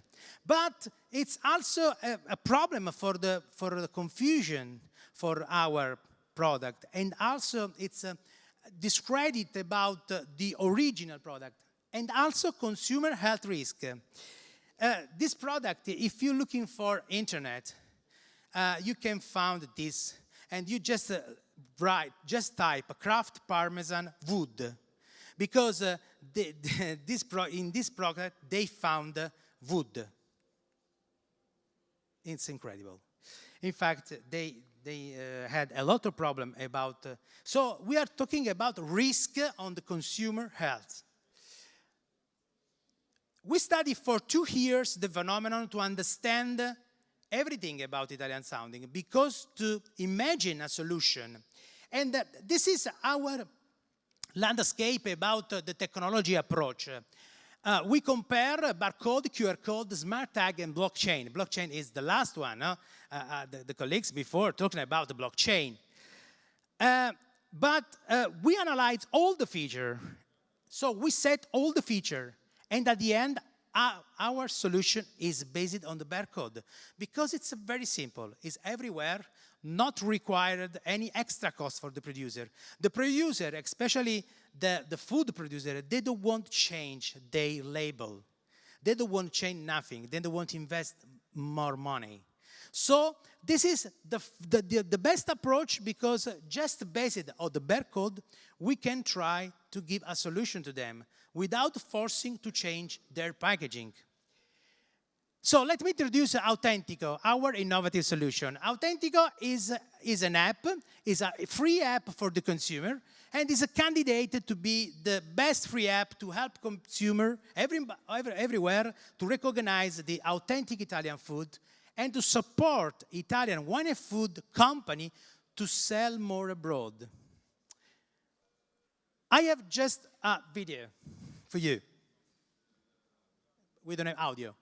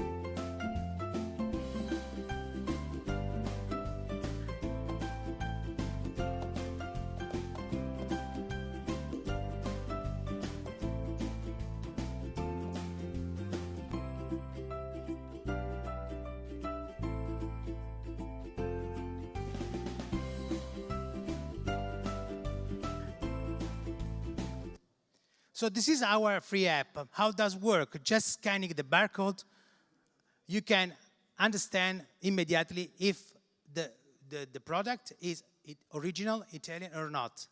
And later you can send a report, because we collect all the report, collect everywhere from the consumer, because we work with the crowdsourcing. So everybody, all the people, all those love Italian food are involved to report all the fake product. And our database, currently it's enormous, because we collect a lot of reports from everywhere. So we are collecting a lot of reports from Iran, for example. It was amazing for us to understand that. But everywhere we collect, we call our user Italian food ambassador. And they collect also some point. It's a nice game just to involve them, to encourage, to report any fake product. We are studying also another approach based on the logo. In the next release, we can also recognize the original logo of Italian company of the agro-food monitor system. And of course, also the QR code is recognized because a lot of companies use the QR code. So if they have QR code, we can recognize also the QR code. So the check negative outcome process is this. So verifying, just scanning the code. If you get a negative outcome, we have a mascot. Our mascot is called Mario. Mario is the most famous Italian name in the world, just 5 letters. So Italian chef, Mario. And so Mario say no. And so when Mario say no, you can take a picture of the product, type the name of the product, and type the category that you are looking for, and then send a report. And what happened later? We get feedback, we give back the feedback to consumer, and we send all the report to the Italian company that produces that category. So we send them a report geolocalized where the product it was took. And later, we send a suggestion to the user for the original product. So we try to take a negative intent to a positive intent. So this is a way for us to help the Italian company to sell more abroad. And but Italian sounding is everywhere. So here we have very famous recipes, but we don't know this one. So at the end, also the restaurant. So everywhere, a restaurant. So at the end, this is all the capability of our app. So thanks to our app, you can find the nearest store, report fake food, buy online directly, discover original Italian restaurant and pizza outside of Italy, know how to cook the food that you bought with the original Italian recipe, and find the nearest store. And what about this is just some look of our app. You can download the app. The app is free. It's available for Google, for Android, and for iOS. It's available currently in Italian and English, but within the end of the year also in Spanish. And the roadmap for the next year is German and French. And this is 8 good reasons for the wine and food producer to join to Identico.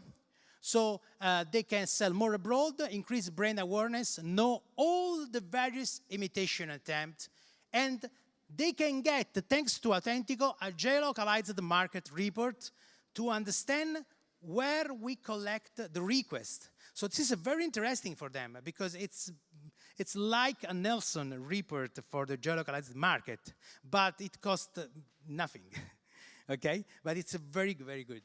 And for sure, they can get direct feedback from the consumer. And they can communicate direct with the target. Thanks to our apps, the company can send an invitation to the consumer everywhere in the world to invite them to taste their product in a shop, in a restaurant, and getting the feedbacks later. So at the end, our mission is to create a unique convergence system to improve Italian food awareness. So we put inside the food, restaurant, and recipe. And so we want to protect and make more valuable the original Italian food. And we want to support the company and we want to help the consumer to defend. This is our founder team, so me and Giancarlo and Gennaro. We're working a lot in the communication, marketing, and the food industry. So we founded them. So at the end, we believe that Italian food lovers deserve only authentic product. So thank you very much.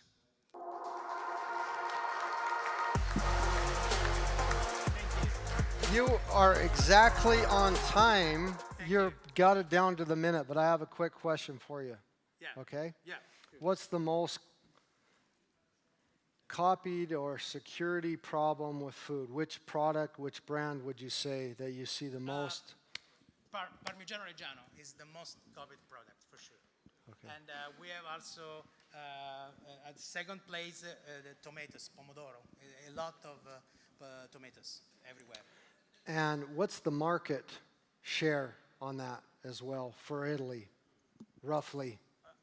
In Italy, consider that in Italy, in Italy we invest, our production, our overall production is 200 billion of euro, and we export just 41 billion. Okay, so as I told you before, outside of Italy, just copying our product, the revenue is more than 70 billion. Yesterday, in the Cibus Parma, where I present our Autentico, the Federalimentari talk about 100 billion of product fake. So it's an enormous big market. We can, for sure, we can export more than 100 billion. Just one last quick comment. Yeah. So I know there's the big dollar figure, right, which is pretty impactful. But there's something more important behind that number. So behind the food security issue or the fakes, what have you found or what have you heard? I'm sure you've done a lot of research that they're finding in these knockoff products or these products that are saying, are some of them bad? Are they good? Or are they just another brand promoting its Italian? Okay, for sure there are a lot of stranger Italian brands that are fighting with us because for sure we are a startup, so we are not political. So our reports are public, and we are create an observatory of Italian sounding when we report all the information that we collect, and. We believe this is a big opportunity for Italian company, especially for the consumer, because the people that love Italian food, they pay more. They don't pay less. It's incredible. Perfect. Because they pay more, and so they deserve more. Perfect. Thank you very much, Giuseppe. Thank you. Thank you.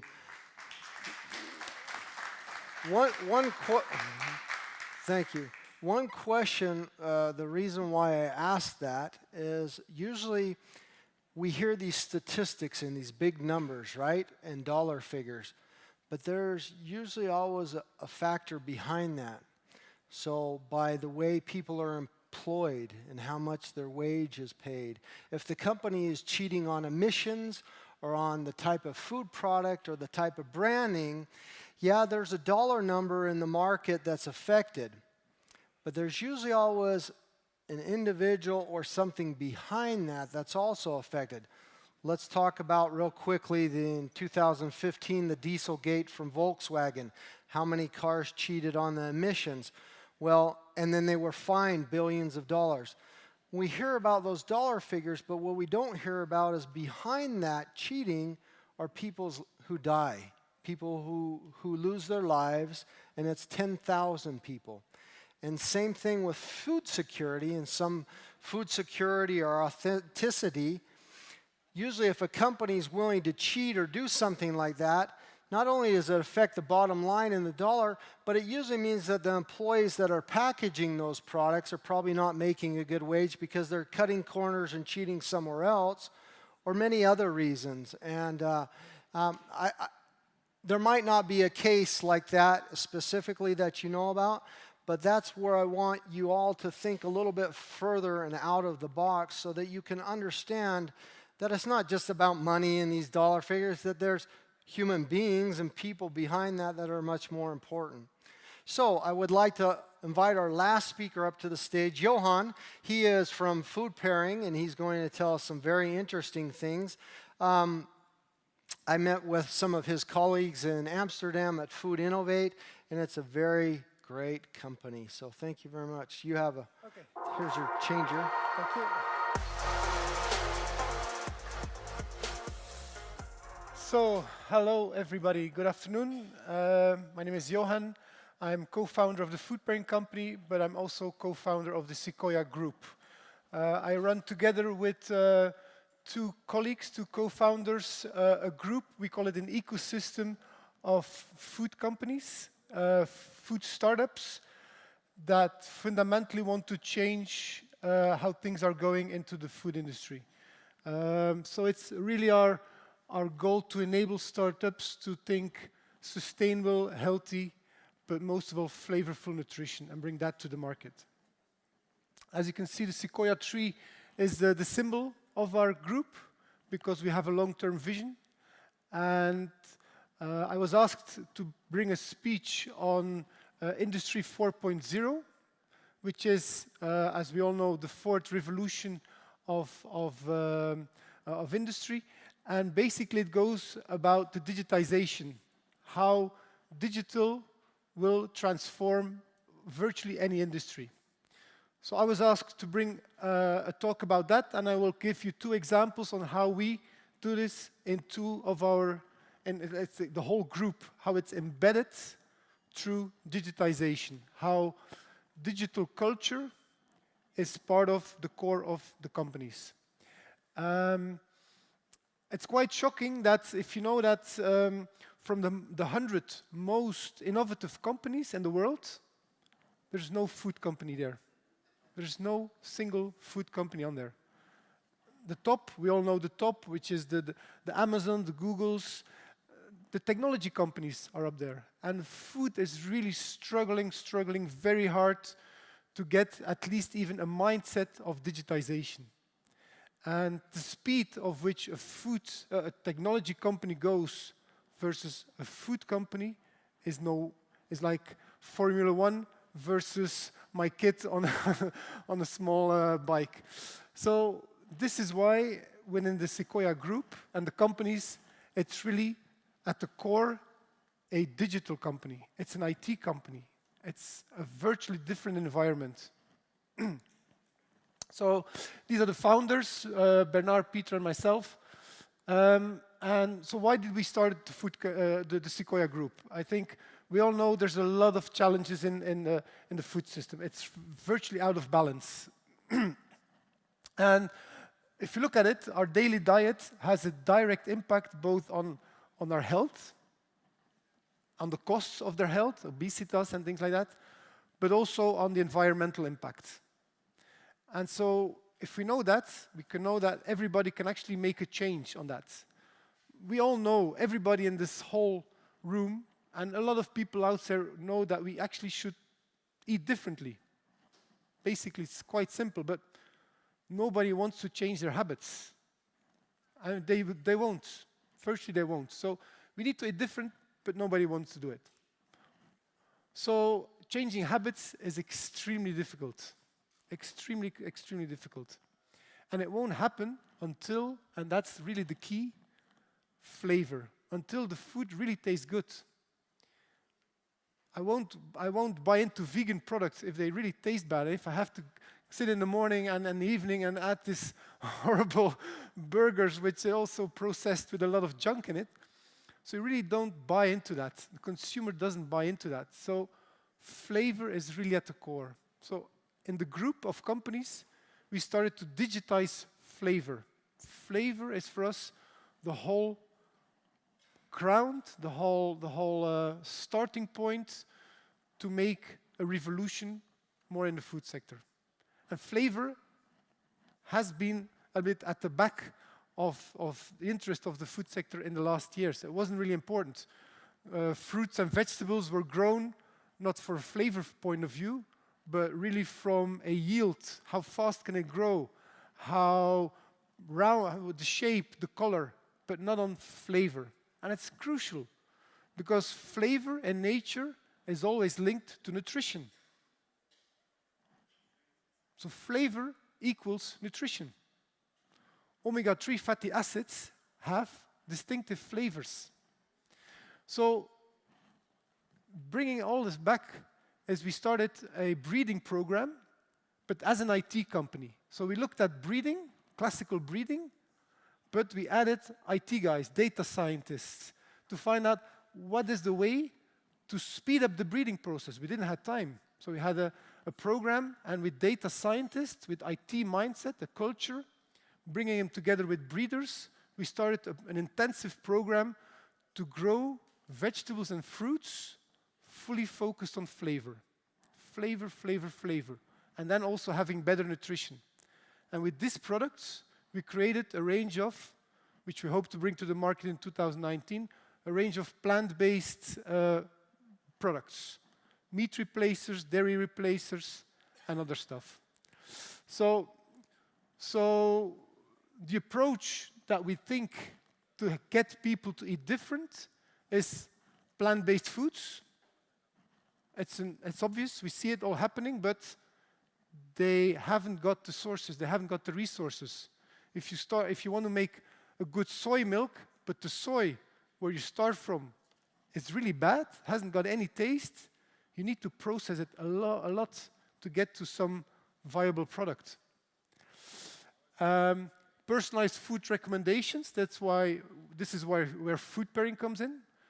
That's our ultimate game, to make personalized recommendations, and on-demand food creation, so instant production. But if you look at the underlying technology that we use, we are a pure data science. We are a food company embedded starting from data, IT skills. And I can't specify enough, it's a completely different environment. The culture, the mindset of the people that we hire are different. It's just like that. And you cannot implement it. It's extremely difficult to have a company culture and try to twist it into a Google culture. Virtually impossible. It takes you a long, long time. So that's why I think a lot of the food companies really need to rethink their business. They really need to rethink business and start working with scale-up, startup, or growing another way of doing it. But you think about implementation, things like MVPs, or in the digital industry, we bring products to the market which are unfinished. It's a concept which is not even possible in the food industry yet. It takes us 18 months in the food industry to bring to a product. How can you be agile in 18 months? The world has changed in 18 months. How can I imagine a product?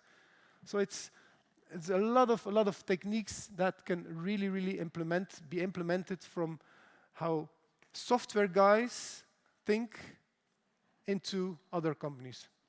And if you don't do it, basically other guys will jump into it and take the space for you. If you look at the Ubers, all of the ones that weren't in the industry and actually disrupted the industry were technology players coming from another way. So at this moment, for me, the food industry is really an open hall for disruption from other players that can move into the food industry and rethink it differently. So we have Sequoia Ventures. We have 4 companies behind it. So currently it's a massive task to run all of these companies as we speak together. They're all growing. We have plant-based foods, food pairing and personalized food recommendations for e-grocery, smart kitchen, and M-Health. And then we've got a company connecting algorithms with robotics. It's a very interesting field of play field. So the second case that I wanted to bring, it's also again on flavor and how we use some digital assets to make predictions on possible flavor liking from the consumer. So what we bring at food pairing, we have a service that we bring to the food industry, which makes predictions on flavor. How is it done by today? It's a development chef that starts creating new flavors, or it's a consumer panel, 60 to 80 people that can trigger a multi-million-dollar investment. It's quite massive. So what we do is we bring data-driven decisions into the consumer flavor decision process. why this? You could say flavor. Why the heck is it important? Well, I can tell you, 48% of the consumers buy a product, again, based on flavor. It's a big driver. And the knowledge of that within a food company is very, very low. They know everything about branding, packaging, and so on, and so on. But the key driver is flavor. If I really like it, and it touches my emotional as a being, I will buy it again. And you have to be on top of some flavor trends. And flavor trends are faster than 18 months. They speed. And so how to implement agility into a food company and capture these things on the market. So what is this? As you can see in the first purchase, packaging is the most important driver for buying a product. But in the second one, it's flavor. So I'm going to bring you a number of cases on the complexity of flavor and why we needed algorithms, data scientists to really crack it and to be able to make predictions. So this is flavor is king, caramel is King Kong. Why do I say this? Is we were looking into the yogurt business, the dairy business and it was actually been driven, as we thought of, by all fruit flavors like strawberry, things like that. So this, okay, that's the segment. It's about fruit flavors. That's really driving the business. Until we got deeper into some of the numbers and really started to do some data analytics on it. And then all of a sudden, what we saw is that caramel was the big driver. Caramel, the performance, the sales performance of caramel was way beyond. The thing is, when we were asking people which were in the sector, they all said fruit flavors. Fruit flavors, that's the way to go. Fruit flavor. The consumer wants fruit flavors. No, he doesn't. Look here. This is the facts. Data-driven decision making. It's far beyond what you think it could be. So we really look at that. So we use big data to identify the flavor preferences on a large scale.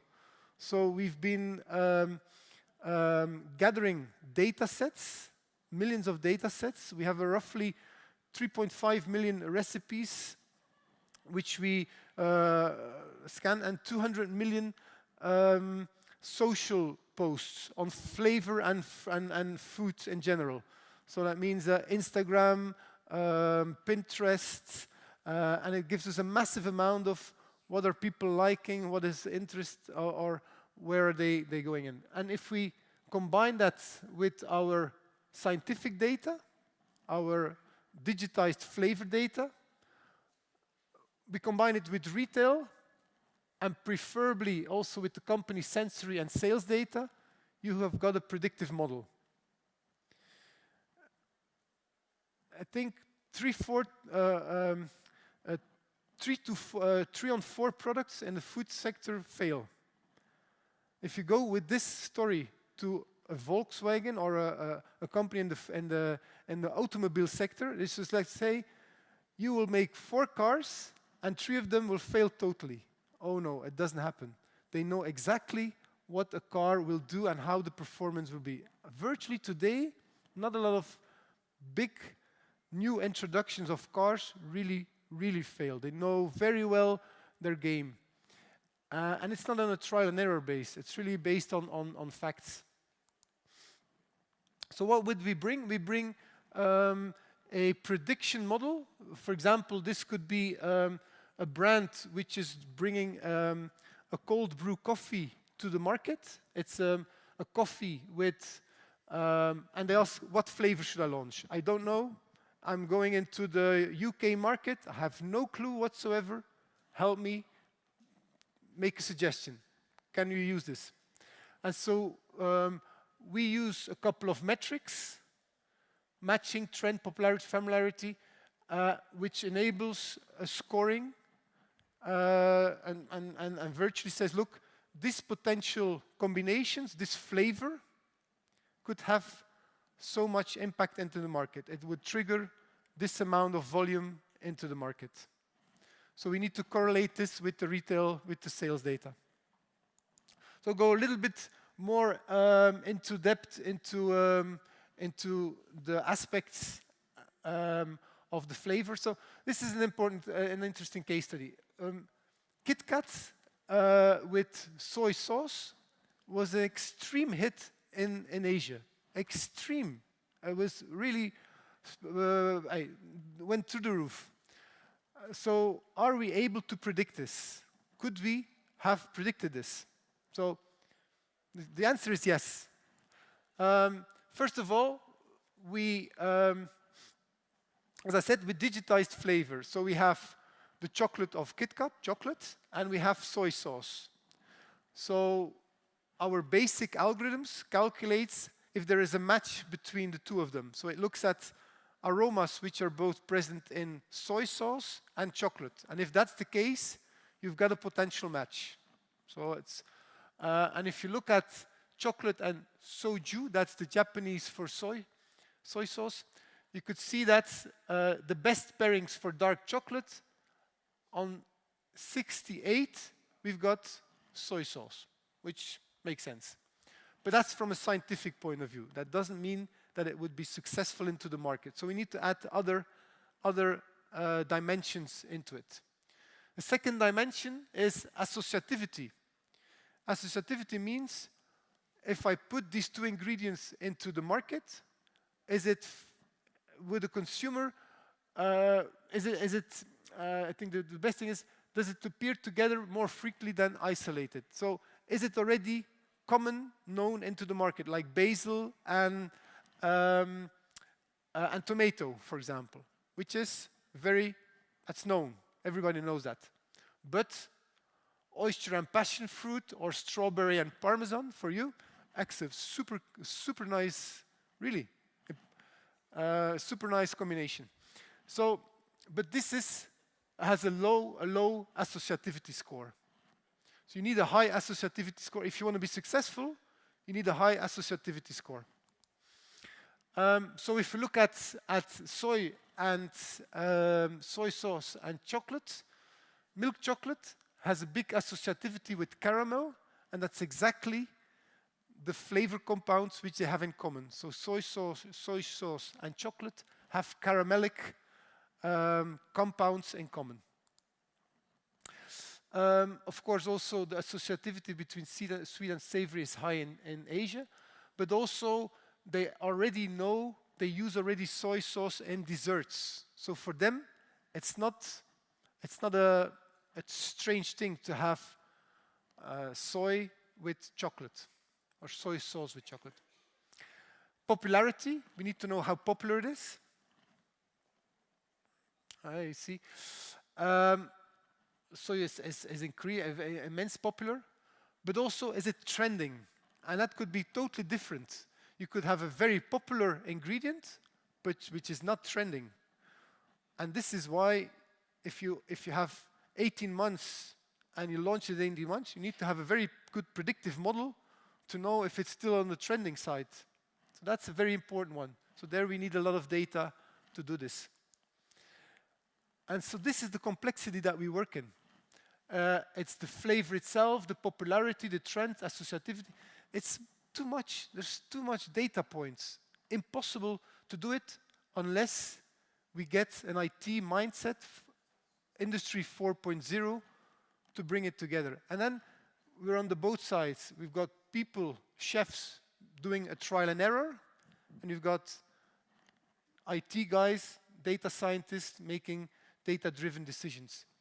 And it really opens up a world of making better decisions, and making more decisions which are based on actual facts. So with this, I would like to thank you. If you have any questions, shoot. We'll be here. But there is a paper on this. There is a paper on this with flavor and the product performance. If you go to Go Food Pairing, /food www.inno18, then you can download the paper. So thank you very much, and see you later.